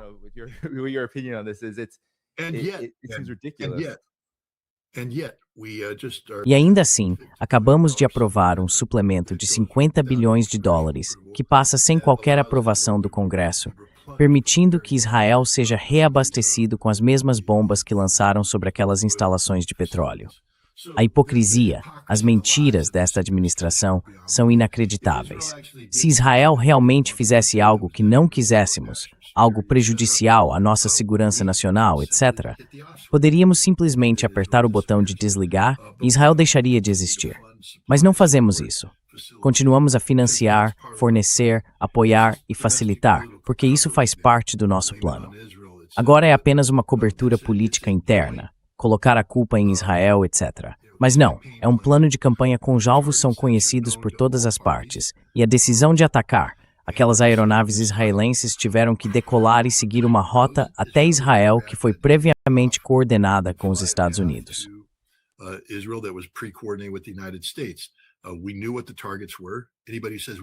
Nós sabíamos quais eram os alvos.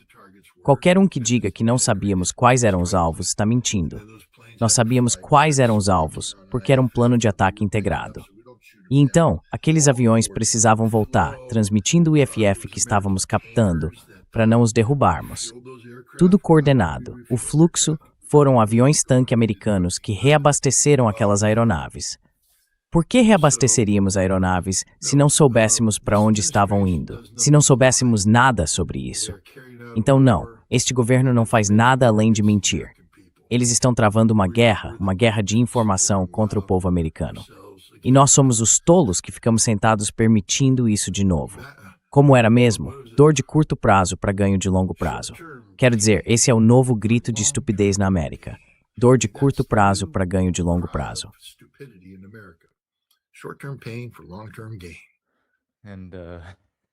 E eu não sei como eles vão revisar isso quando a dor de curto prazo deixar de parecer tão de curto prazo. Porque isso pode mudar drasticamente à medida que as coisas se intensificam, Scott. Bem, é apenas uma questão de tempo. O tempo é relativo. Curto prazo pode, na verdade, significar longo prazo. Tudo bem, compre o PS4 ou Xbox 5 mais novo e jogue a versão mais recente de Grand Theft Auto ou Call of Duty. Você também pode ser um herói americano.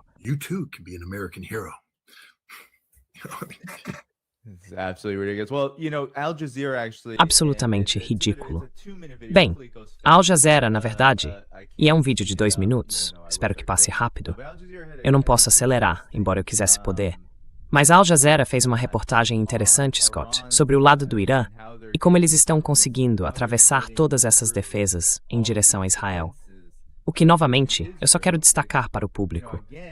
Tivemos uma guerra de 12 dias em Israel, ficamos sem interceptadores e tivemos que pedir a Trump para encerrar a guerra. Ainda estou muito confuso sobre como isso vai se desenrolar de forma diferente nos próximos dias e semanas. Mas aqui está a reportagem da Al Jazeera. E Scott, como inspetor de armas, como alguém com um conhecimento especializado nesse assunto, quero sua avaliação sobre como eles se saíram e o que deixaram de fora. Porque acho importante que esses sentinhos realmente saiam aqui.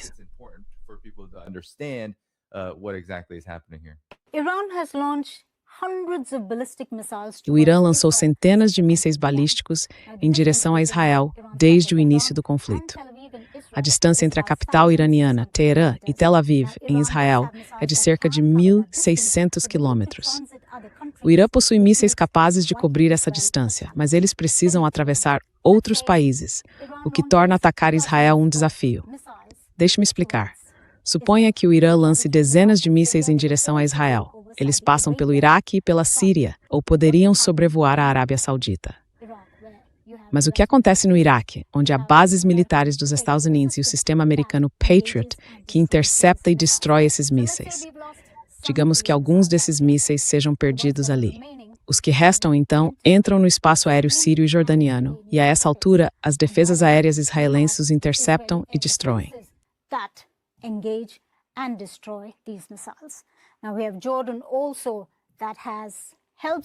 Agora, temos a Jordânia também ajudando Israel a interceptar projéteis inimigos. Os mísseis entram no espaço aéreo israelense e, em seguida, são alvejados por navios de guerra dos Estados Unidos posicionados nas proximidades.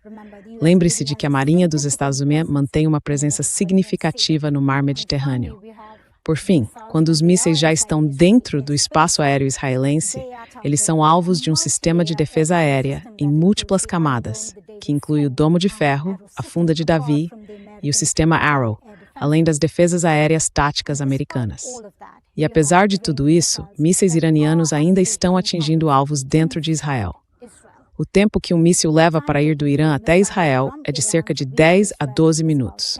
Este é o dano que estamos vendo em Tel Aviv após um ataque de míssil iraniano.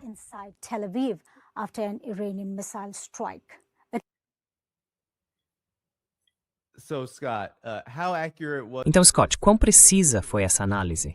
Quero dizer, a situação mudou muito desde que a guerra começou, obviamente. E isso levanta a questão: por quanto tempo isso realmente pode continuar? A menos que os Estados Unidos e Israel, bem, vou te fazer essa pergunta também, pretendam continuar sem sistemas de defesa aérea.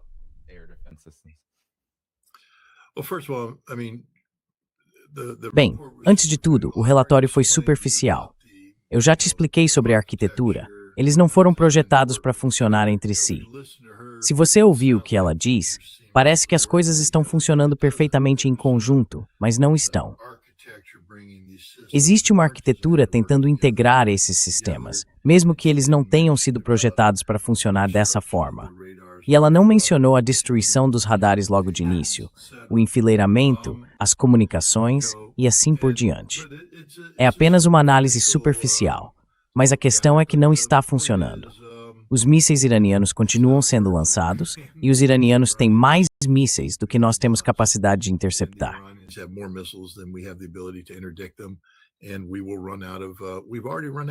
E já ficamos sem os de ponta, os de alto valor, não sei, os superpotentes, como Donald Trump poderia chamá-los, acabaram.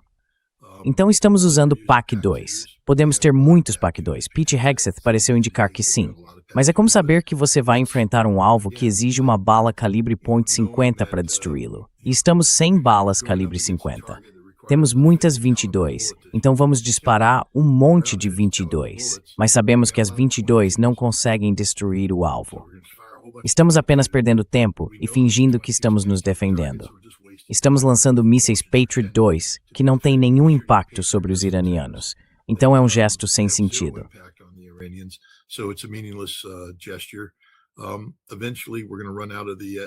Eventualmente, vamos ficar sem os SM-3, os SM-3 Block 2, os SM-6.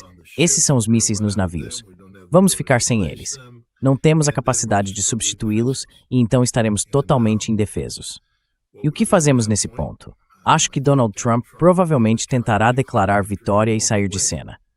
Não acho que os iranianos vão deixá-lo simplesmente sair. Sabe, o Irã decidiu que esta guerra não termina até que realmente acabe. Se Trump estiver disposto a se retirar dizendo que estamos evacuando o Oriente Médio para nunca mais voltar, essa é uma condição. Mas e quanto a Israel?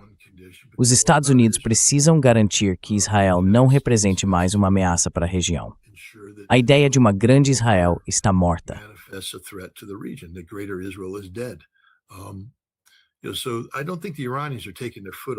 Não acho que os iranianos estejam tirando o pé do acelerador neste momento. Mais uma vez, voltamos a John Boyd, com quem comecei essa discussão, e ao ciclo Oda. Os iranianos estão dentro do nosso ciclo de tomada de decisão. Eles estão vencendo. Por que o Irã faria uma pausa e permitiria que os Estados Unidos se recalibrassem? Eles investiram muito. Sacrificaram muito para chegar ao ponto em que seu plano estratégico é superior ao planejamento estratégico dos Estados Unidos e de Israel. Eles estão vencendo esta guerra. Eles não podem permitir um cessar-fogo ou o fim do conflito que simplesmente redefina o mapa do jogo. Eles não vão permitir isso. Então, Donald Trump está em apuros, e acho que você vai ver essa guerra continuar por muito mais tempo. And I think you're going to see this war go on for a lot longer. And I think the consequences of the American defeat. E eu acho que as consequências da derrota americana serão muito maiores. Se ele continuar, entenda que neste momento estamos enfrentando um incômodo temporário, dor de curto prazo por dor de longo prazo nas economias. Mas muito do que está prestes a acontecer é irreversível. O dano será permanente. E se chegarmos à destruição permanente das instalações de produção de energia no Oriente Médio, mesmo que o conflito acabe, acabou. E vou deixar por isso mesmo. Uma nação, outra nação pela qual não vou derramar lágrimas. Você sabe, estão mostrando longas filas na Índia de pessoas saindo para encher seus botijões de propano, seu gás natural liquefeito. A Índia admitiu que está em uma relação estratégica com Israel. India has admitted they're in a strategic relationship with Israel. India has admitted that they gave the coordinates of the. A Índia admitiu que forneceu as coordenadas de um navio iraniano desarmado que havia ido ao país para uma manifestação pacífica. Elas foram entregues a Israel, que as repassou aos Estados Unidos para que o navio fosse afundado. A Índia, membro do BRICS, decidiu não apoiar um colega do grupo, o Irã. A Índia vai pagar um preço alto por sua decisão de apoiar Israel e esta guerra. A Índia poderia ter sido um dos países com permissão especial para transitar pelo Estreito de Hormuz, mas agora é considerada inimiga declarada do Irã e sofrerá um grande impacto econômico. Mais uma vez, é outro país pelo qual simplesmente não vou derramar lágrimas. E talvez seja a hora de o povo indiano se levantar e remover Modi do cargo de primeiro-ministro.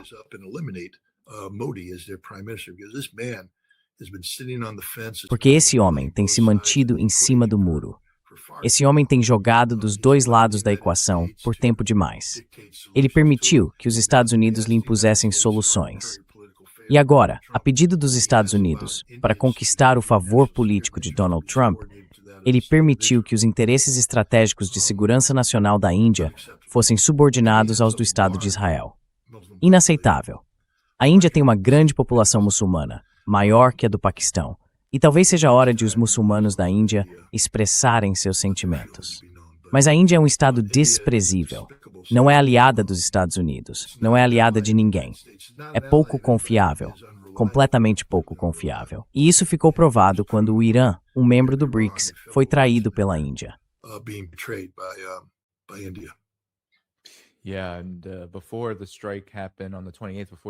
Sim, e antes do ataque acontecer, no dia 28, antes dos atos iniciais de agressão e crimes de guerra cometidos pelos Estados Unidos e por Israel, vimos Modi receber Netanyahu da forma mais, como podemos dizer, acolhedora possível. Simplesmente inacreditável. Quero dizer, uma coisa é ter algum tipo de relação, mas realmente não apenas ostentá-la, e sim participar ativamente da guerra contra o Irã, enquanto o resto do mundo, especialmente o sul global, exceto talvez aqueles líderes que estão sendo duramente atingidos pelo Irã na região, é contra isso. Pois é. Então o fato de a Índia basicamente ter se isolado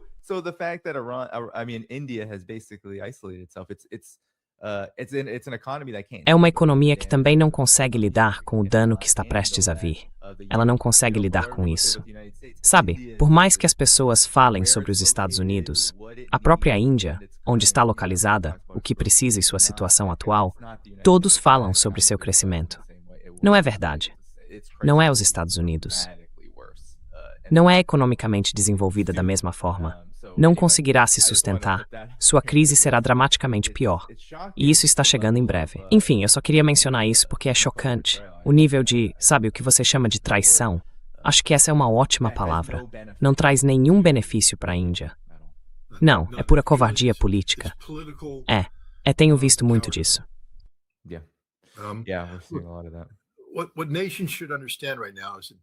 O que as nações deveriam entender agora é que Donald Trump é um covarde de verdade. Ele só ataca quando acha que vai ter uma vitória rápida e fácil. Repare no que acontece quando ele se depara com uma questão moralmente complicada, como, devo apoiar Jolani, o líder do ISIS que decapita pessoas na Síria? Ele é um cara forte, durão, tomou decisões difíceis, coisas que você nunca fez, Donnie Baby. E então ele cede em vez de dizer, não, nós vamos te matar porque você é da Al-Qaeda, e nós não perdoamos, e você vai morrer. Vamos entrar e vamos te massacrar. Não, ele não fez isso. Fez o oposto. E é isso que está acontecendo com o Irã agora.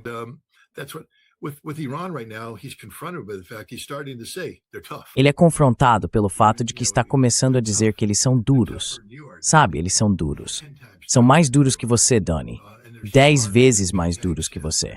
E são mais inteligentes que Pete Hegseth, seu idiota movido a testosterona, de 143 quilos, que faz supino e está à frente do que costumava ser chamado de Departamento de Defesa, mas que agora é, de forma mais eufemística e precisa, o Departamento de Guerra.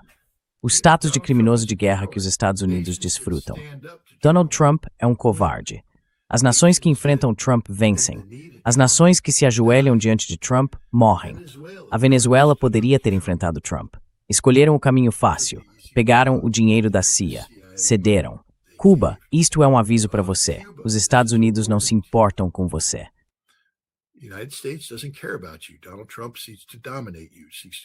Donald Trump quer dominar você, quer destruir você. Olhe para a Venezuela.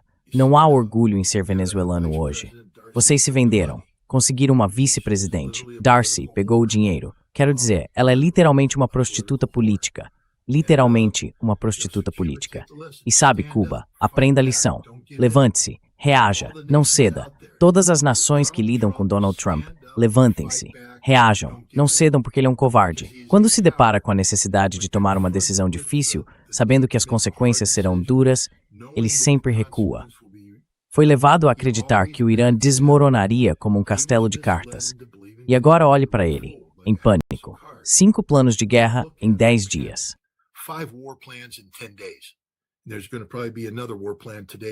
Provavelmente vai haver outro plano de guerra hoje ou amanhã, porque eles não sabem o que estão fazendo.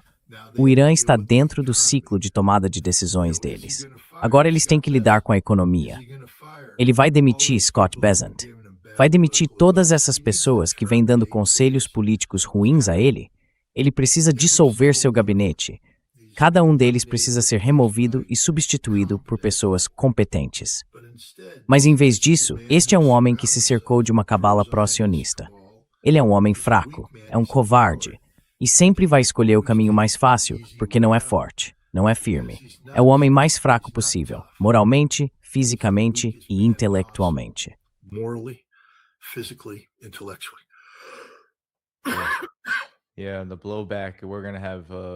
Sim, e a reação? Teremos muitos episódios no futuro, Scott, em que falaremos também sobre a reação global a isso. Porque veja, quando se trata do conflito na Ucrânia, esqueça, vai continuar do jeito que tem sido, e isso significa que não vai acabar bem para os Estados Unidos. E claro, a OTAN é a ferramenta de guerra dos Estados. E então há a questão do Pacífico. Os Estados-MES querem esgotar todo o Pacífico, de tudo que venderam para a Coreia do Sul e o Japão. Se isso acontecer, o que isso faz com os grandes planos dos Stastmims? O que você acha que os chineses aprenderam?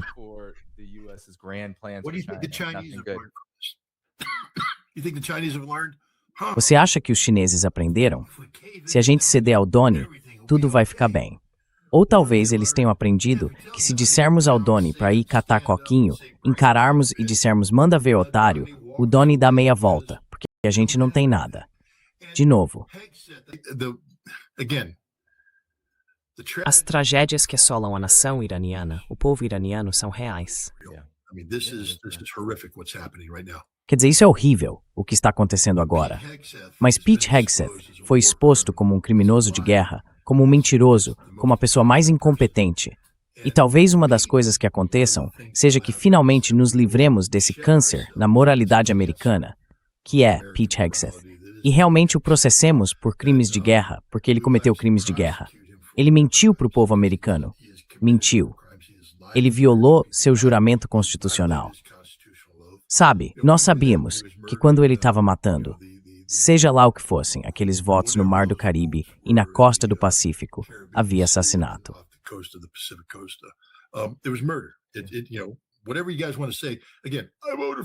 O que vocês quiserem dizer, repito, eu votei a favor disso. Eu não me importo. Você não pode votar para violar a Constituição. É por isso que temos a Constituição, para nos proteger das emoções irracionais de um público enfurecido, um público que se tornou dividido em facções. Eu votei a favor disso. Eu não me importo. É contra a Constituição. É contra a lei.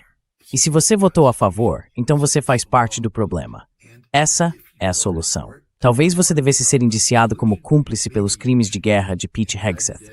Isso seria bom. Mas Pete Hegseth é um criminoso de guerra e Donald Trump precisa fazer uma limpeza. Eu não acho que Pete Hegseth sobreviva a esse conflito. Eu não acho que ele consiga.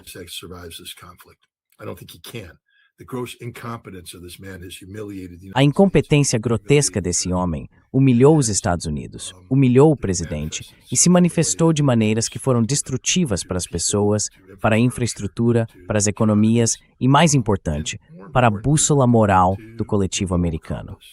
Os americanos precisam acordar, olhar no espelho e sentir vergonha do que nos tornamos. Se você votou nisso, então é um criminoso de guerra. Você não é diferente dos nazistas da década de 1930, que permitiram que Adolf Hitler tomasse o poder na Alemanha.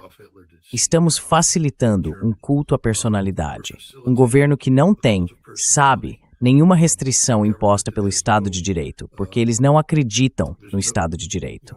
Foi nisso que você votou. Isso faz de você um inimigo da América. Então, vá se foder de novo.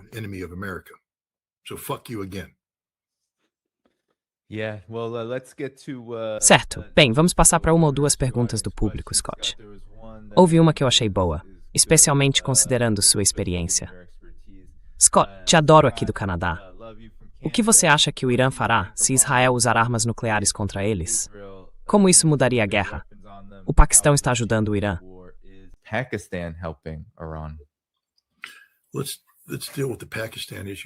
Vamos lidar primeiro com a questão do Paquistão. O Paquistão tem um acordo de segurança estratégica com a Arábia Saudita, então o país está meio que em uma situação complicada agora. Eles não sabem o que fazer porque são financeiramente dependentes da Arábia Saudita. Precisam dos aliados sauditas. E a Arábia Saudita também permite que os Estados Árabes do Golfo resgatem financeiramente o Paquistão. Se você observar as recentes crises econômicas no Paquistão, foram intervenções bilionárias da Arábia Saudita, dos Emirados Árabes Unidos e de outros que o salvaram. Portanto, o Paquistão precisa ter cuidado ao dizer, bem, estamos do lado do Irã, embora historicamente o Paquistão tenha estado ao lado do Irã contra Israel. Assim, o Paquistão está em um dilema. Não acho que o Irã esteja contando com nada vindo do Paquistão.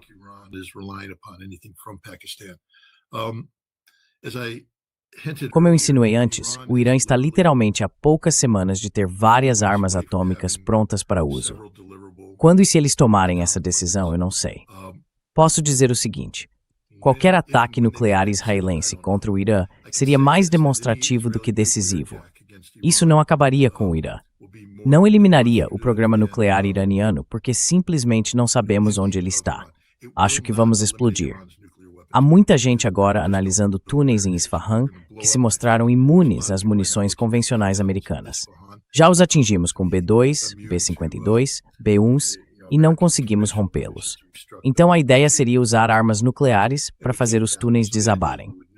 Mas, se você fosse iraniano e tivesse 450 quilos de hexafluoreto de urânio enriquecido a 60%, colocaria isso em túneis em Isfahan que já foram selados, ou seja, aos quais você não teria mais acesso.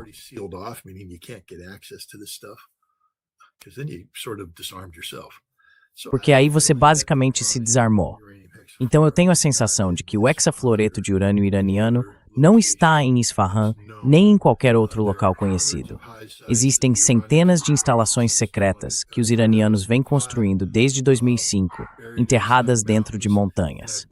Acredito que o hexafluoreto de urânio iraniano, enriquecido a 60%, provavelmente esteja dividido entre 3 ou 4 locais, cada um capaz de enriquecer e produzir 2 ou 3 armas nucleares. Então, mesmo que tenhamos sorte e acertemos um deles, há duplicação de esforços. E se nós atacarmos o Irã com armas nucleares, o Irã atacará Israel. É uma pílula de suicídio para Israel. Atacar o Irã com armas nucleares significa morrer. A diferença é que o Irã é enorme. Vocês são pequenos. 3 armas nucleares acabariam com toda a vida em Israel. 3 nuclear weapons ends all life in Israel. Sim. You want to play that game, you'll die. And the other thing is, Quer jogar esse jogo? Você vai morrer. E outra coisa, o Irã não vai parar depois de eliminar Israel. Eles vão atacar os países que facilitaram isso. A Arábia Saudita será destruída. Dubai deixará de existir. Sabe, podemos escolher. Abu Dhabi pode cair, cidade do Kuwait pode cair. A questão é que uma vez que cruzamos esse caminho, você tomou uma decisão que significa que vamos erradicar fisicamente a República Islâmica do Irã. E, portanto, a fatwa é automaticamente revertida e o Irã avançará. Agora a pergunta é, o Irã espera até ser atingido por uma bomba nuclear ou ele se antecipa e age primeiro? Isso nós não sabemos.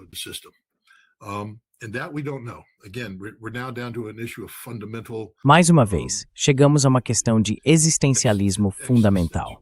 O Irã honrará o legado de Ali Khamenei em sua totalidade ou tomará as medidas necessárias para criar uma dissuasão contra o uso de armas nucleares? Porque eu acho que, se esta guerra continuar a se deteriorar para os Estados Unidos e Israel, haverá uma grande tentação de usar armas nucleares para romper o impasse.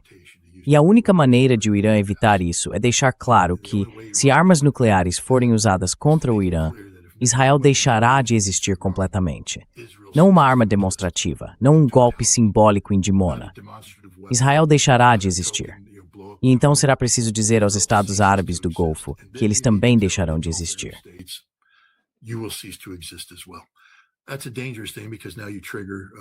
Isso é algo perigoso, porque agora você desencadeia uma corrida armamentista nuclear na região. Mas, de novo, quem se importa? Donald Trump não se importa. A América não se importa. Deixem todo mundo ter armas nucleares. Por que não? Todo mundo pode participar. Quero dizer, pessoal, vocês entendem o quão estúpido isso é. Quão idiota isso é. Por que não embarcamos antes na onda de livrar-se do câncer nuclear israelense? Será uma daquelas coisas. Se sobrevivermos a este período, será uma daquelas perguntas que as pessoas sempre farão. Por que permitimos que essa nação cancerígena e parasitária de Israel tivesse armas nucleares e ameaçasse a paz e a segurança globais com elas?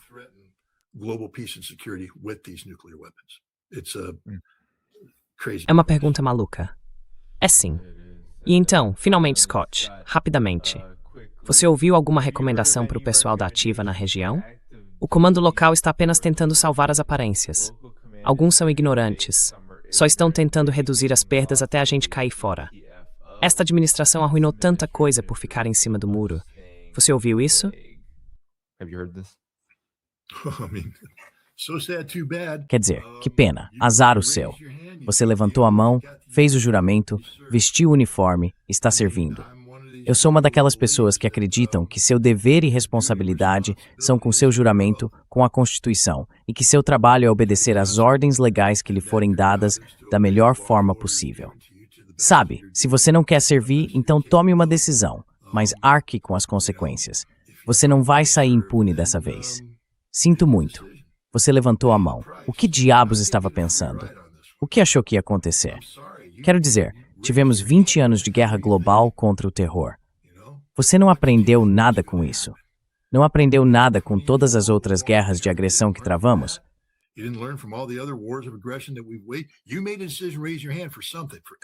Você tomou a decisão de levantar a mão por alguma coisa, talvez por motivos econômicos, talvez por falsos motivos patrióticos, e agora está encrencado numa região onde tudo deu errado.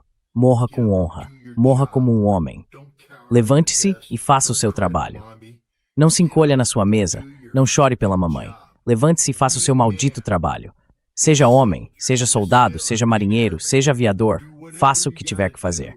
Se for o seu destino, morra como um homem. Não fique choramingando. Ah, meu Deus, eu não devia ter me alistado. Azar o seu, cara. Você se inscreveu, levantou a mão. Morra como um homem. Mas faça a coisa certa também. Talvez, antes de morrer, desobedeça uma ordem ilegal.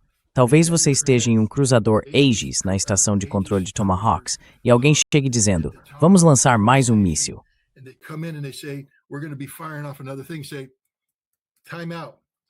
Espere um pouco.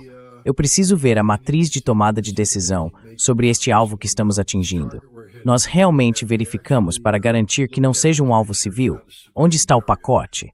Onde está o pacote de alvos? Eu não vou disparar um míssil contra uma coordenada de grade. Eu preciso do pacote de alvos. Preciso garantir que fizemos a mitigação de danos civis.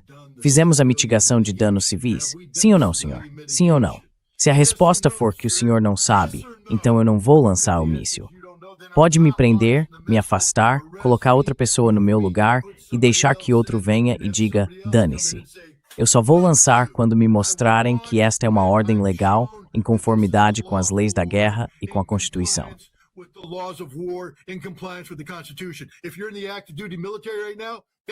Se você está nas Forças Armadas ativas agora, esse deve ser o seu padrão.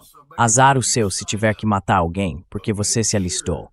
Mas certifique-se de que tudo o que fizer esteja em conformidade com a lei da guerra. Foda-se o Pete Hegseth. Foda-se a letalidade dele. A única coisa que importa é a Constituição. É a única coisa que importa. Você não jurou lealdade a Pete Hegseth. Você não jurou lealdade a Donald Trump. Você jurou defender e proteger a Constituição, e isso exige que você siga a lei da guerra.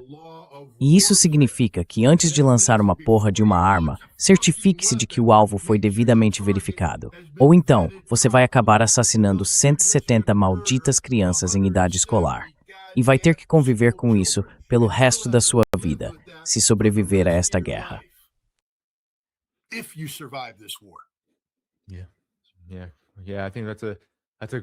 Sim, acho que esse é um ótimo ponto para encerrar, Scott. Para enviar uma mensagem real sobre defender o que é certo se você se encontrar nessa situação. E o que Donald Trump e Marco Rubio disseram? Quantos? 40 mil? 50 mil? Eu nem consigo acompanhar o número de militares norte-americanos na região envolvidos nessa guerra agora. Sim, é muita gente. E temos mais de 40 mil pessoas aqui, Scott, que nos assistiram hoje. Quero garantir que todos saibam, enquanto você ainda está aqui, sobre o site do Scott, o Substack dele, onde podem apoiá-lo, além do link para doações. Eu sei, Scott, que você tem planos de ir à Rússia. Não sei se você quer falar brevemente sobre isso, para que as pessoas saibam que o dinheiro delas está indo para uma boa causa.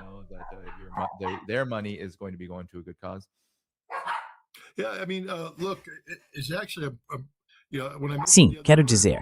Veja, quando mencionei no seu programa, outro dia, que estava trabalhando em um projeto sobre como envolver o Islã de uma forma construtiva para a resolução e mitigação de conflitos, não apenas pessoas entraram em contato e ofereceram apoio, o que é profundamente apreciado. Acredite, isso será muito bem utilizado. Fui procurado por alguns líderes religiosos muito sérios ao redor do mundo, e isso tem um potencial real. Vamos ver onde isso vai dar. Não acho que os Estados Unidos estejam preparados para agir, mas isso é sobre capacitar as pessoas, não o governo. E sabe, isso só acontece com o apoio de públicos como o seu. Sou profundamente grato por tudo que você faz. Se você acessar scottritter.com, pode se inscrever no meu Substack. E como eu disse, isso é o que financia tudo isso. E os cachorros que latem, certo? Então, se você não quer que os cachorros latam, não se inscreva.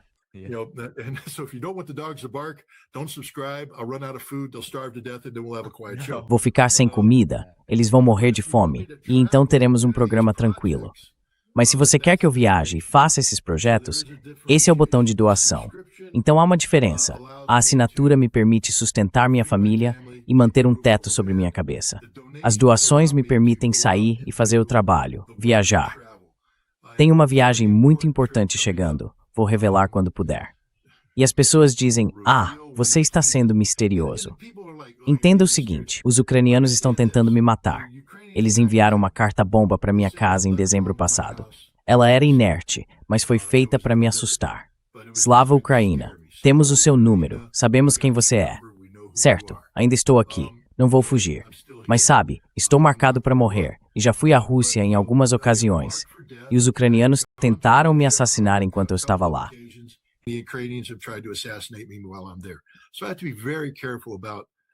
Então eu tenho que ser muito cuidadoso ao falar sobre viagens, para onde estou indo, o que estou fazendo e assim por diante. Porque isso seria basicamente fornecer informações de inteligência antecipada sobre alvos. Estaríamos dando aos ucranianos informações de inteligência para que tentassem me matar. Esse é um dos motivos pelos quais, acredite, eu adoraria nada mais do que sentar aqui e contar o que estou prestes a fazer. Estou empolgado com isso. É algo muito legal. Mas, novamente, isso só acontece graças ao apoio das pessoas que vão até o botão de doação e clicam em doar. E mais uma vez, embora esta viagem já esteja totalmente financiada, vou ser completamente honesto com você. Sendo o planejador dos fuzileiros que sou, tenho uma viagem de acompanhamento marcada para um futuro próximo que ainda não está totalmente financiada. E é uma...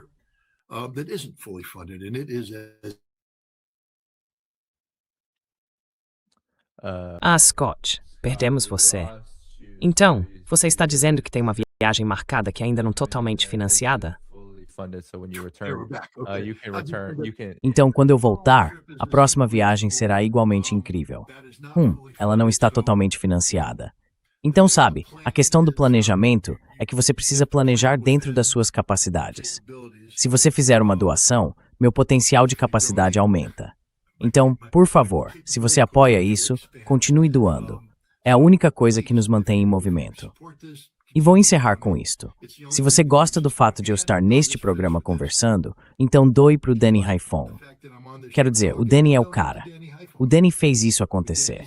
O Danny é quem dedica as horas, faz o trabalho, se prepara, coloca isso no ar. Apoie o Danny Haifon. Apoie toda a mídia independente que você puder.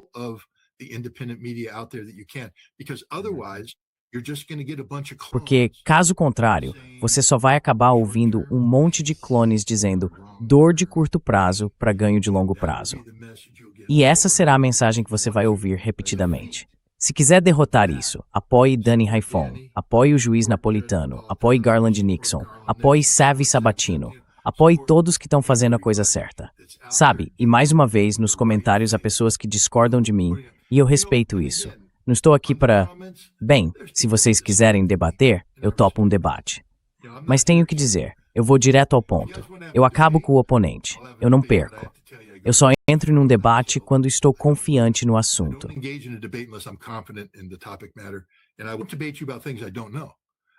E eu não vou debater com você sobre coisas que eu não conheço. Não vou ficar aqui te enrolando ou fingindo que sei tudo sobre um assunto no qual não tenho 100% de confiança. Posso estar errado, e adoro quando as pessoas me mostram que estou errado, porque aprendo com isso. Mas sabe, essa é a beleza da coisa. Há uma grande variedade de pessoas por aí, com especialização em certas áreas, e o que você faz é encontrar uma forma de sobrepor todo esse conhecimento.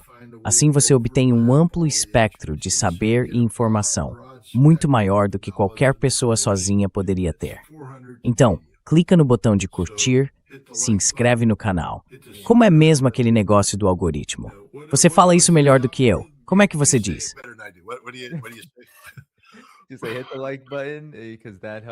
Aperte o botão de curtir, porque isso ajuda a impulsionar o programa no algoritmo do YouTube. É assim que eles veem o que está acontecendo aqui e dizem: uau, esse é um vídeo que vale a pena divulgar para novos públicos e públicos maiores. Mas enfim, muito obrigado, Scott. Acho que é isso. Façam tudo isso, pessoal, enquanto encerramos por aqui. Apoiem o Scott. Apoiem toda a mídia independente agora que está cobrindo esta guerra, mas também cobrindo geopolítica, política mundial e política interna, de uma forma que realmente sirva às pessoas, que alimente as pessoas com conhecimento real que elas possam usar e quem sabe até mudar o sistema. Posso só dizer uma coisa. Eu li os comentários.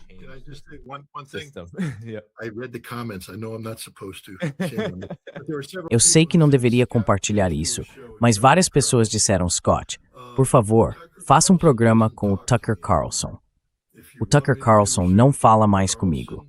Se vocês querem que eu faça um programa com o Tucker Carlson, entrem em contato com ele. Mandem um e-mail, mandem alguma coisa e digam, faça um programa com o Scott Ritter, porque o Tucker decidiu que... Houve um tempo em que ele gostava de mim. Ele me ligava 2 vezes por semana, nós conversávamos e então ele decidiu seguir seu próprio caminho, o que é um direito dele. Eu gostaria de ter uma conversa com o Tucker Carlson. Claro. Por que não?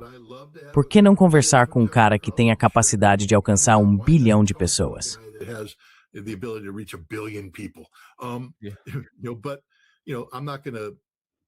Mas eu não vou fazer isso.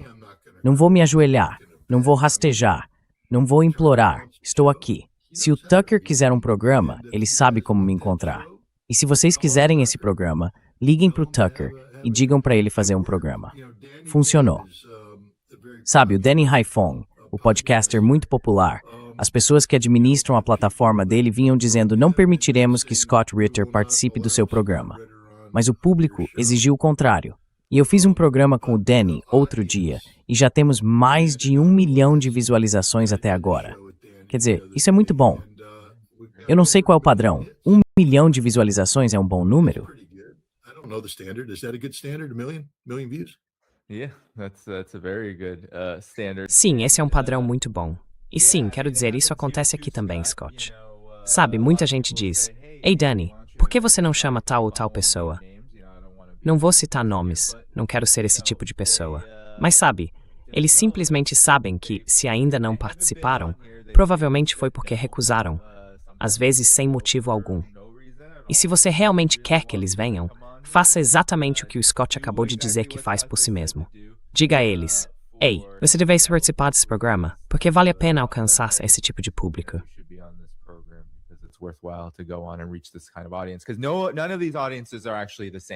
Porque nenhum desses públicos é realmente o mesmo. Só para todo mundo saber disso. Há muita variedade, mesmo entre canais que tratam dos mesmos assuntos. Mas, sem mais delongas, quero agradecer a todos. Obrigado, Scott. Apertem o botão de curtir por ele, porque este foi um programa incrível e vamos continuar fazendo atualizações diárias por aqui. Ele voltará em breve. Scott, alguma palavra final antes de encerrarmos? Scott, any final words before we head out of here? No, I mean, first of all, I apologize for my language. Não, quero dizer, antes de tudo, peço desculpas pela minha linguagem. Estou muito irritado.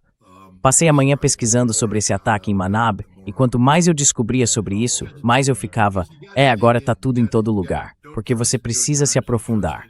Não confie no New York Times. Não confie em ninguém. Você precisa cavar mais fundo e fazer perguntas. E eu estou fazendo perguntas. Estou fazendo a pesquisa. Quando descobri que Pete Hegseth cancelou a única coisa que foi criada para evitar os erros de mira que aconteceram, bem, fiquei furioso. Estou simplesmente indignado além do que posso expressar, porque este é o meu país. Esses são meus companheiros de serviço. Eles estão usando o dinheiro dos meus impostos para comprar armas que estão sendo usadas em nome de todos nós. E não podemos permitir que isso aconteça. Se ficarmos parados sem fazer nada, então seremos cúmplices dos crimes que estão ocorrendo. Então eu estava muito agitado esta manhã e peço desculpas se disse algumas coisas. Mas sabe, é o que é. Você recebe o que paga. It is what it is. You get what you pay for. Todos deveriam estar indignados com o que está acontecendo, Scott. Especialmente com isso. Vejo a grande mídia ocidental fazendo o que sempre faz. O New York Times e outros tentando desviar o foco, tentando fazer parecer que, mesmo que os Estados Unidos tenham alguma culpa, há muitos possíveis motivos para isso. Estão fazendo malabarismos para justificar, essencialmente. Não, temos um criminoso de guerra como nosso secretário de defesa, que responde a um criminoso de guerra como nosso presidente. Mas Hegseth precisa sair. Ele precisa sair. Ele é uma mancha na honra desta nação, seja lá o que ainda signifique honra. E ele deve sair. Ele é um criminoso de guerra e deve ser responsabilizado por seus crimes. As decisões que ele tomou são inconstitucionais e resultaram na morte em massa de inocentes. Se não o responsabilizarmos por isso, e não é o mesmo para todos nós.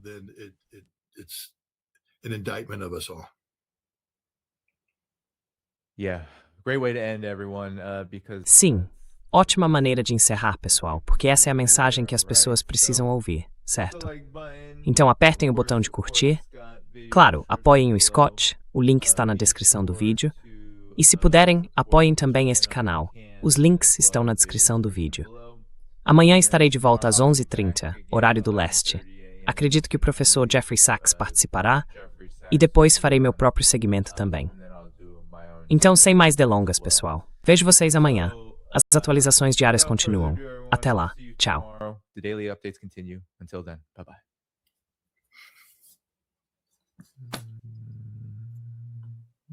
Uau!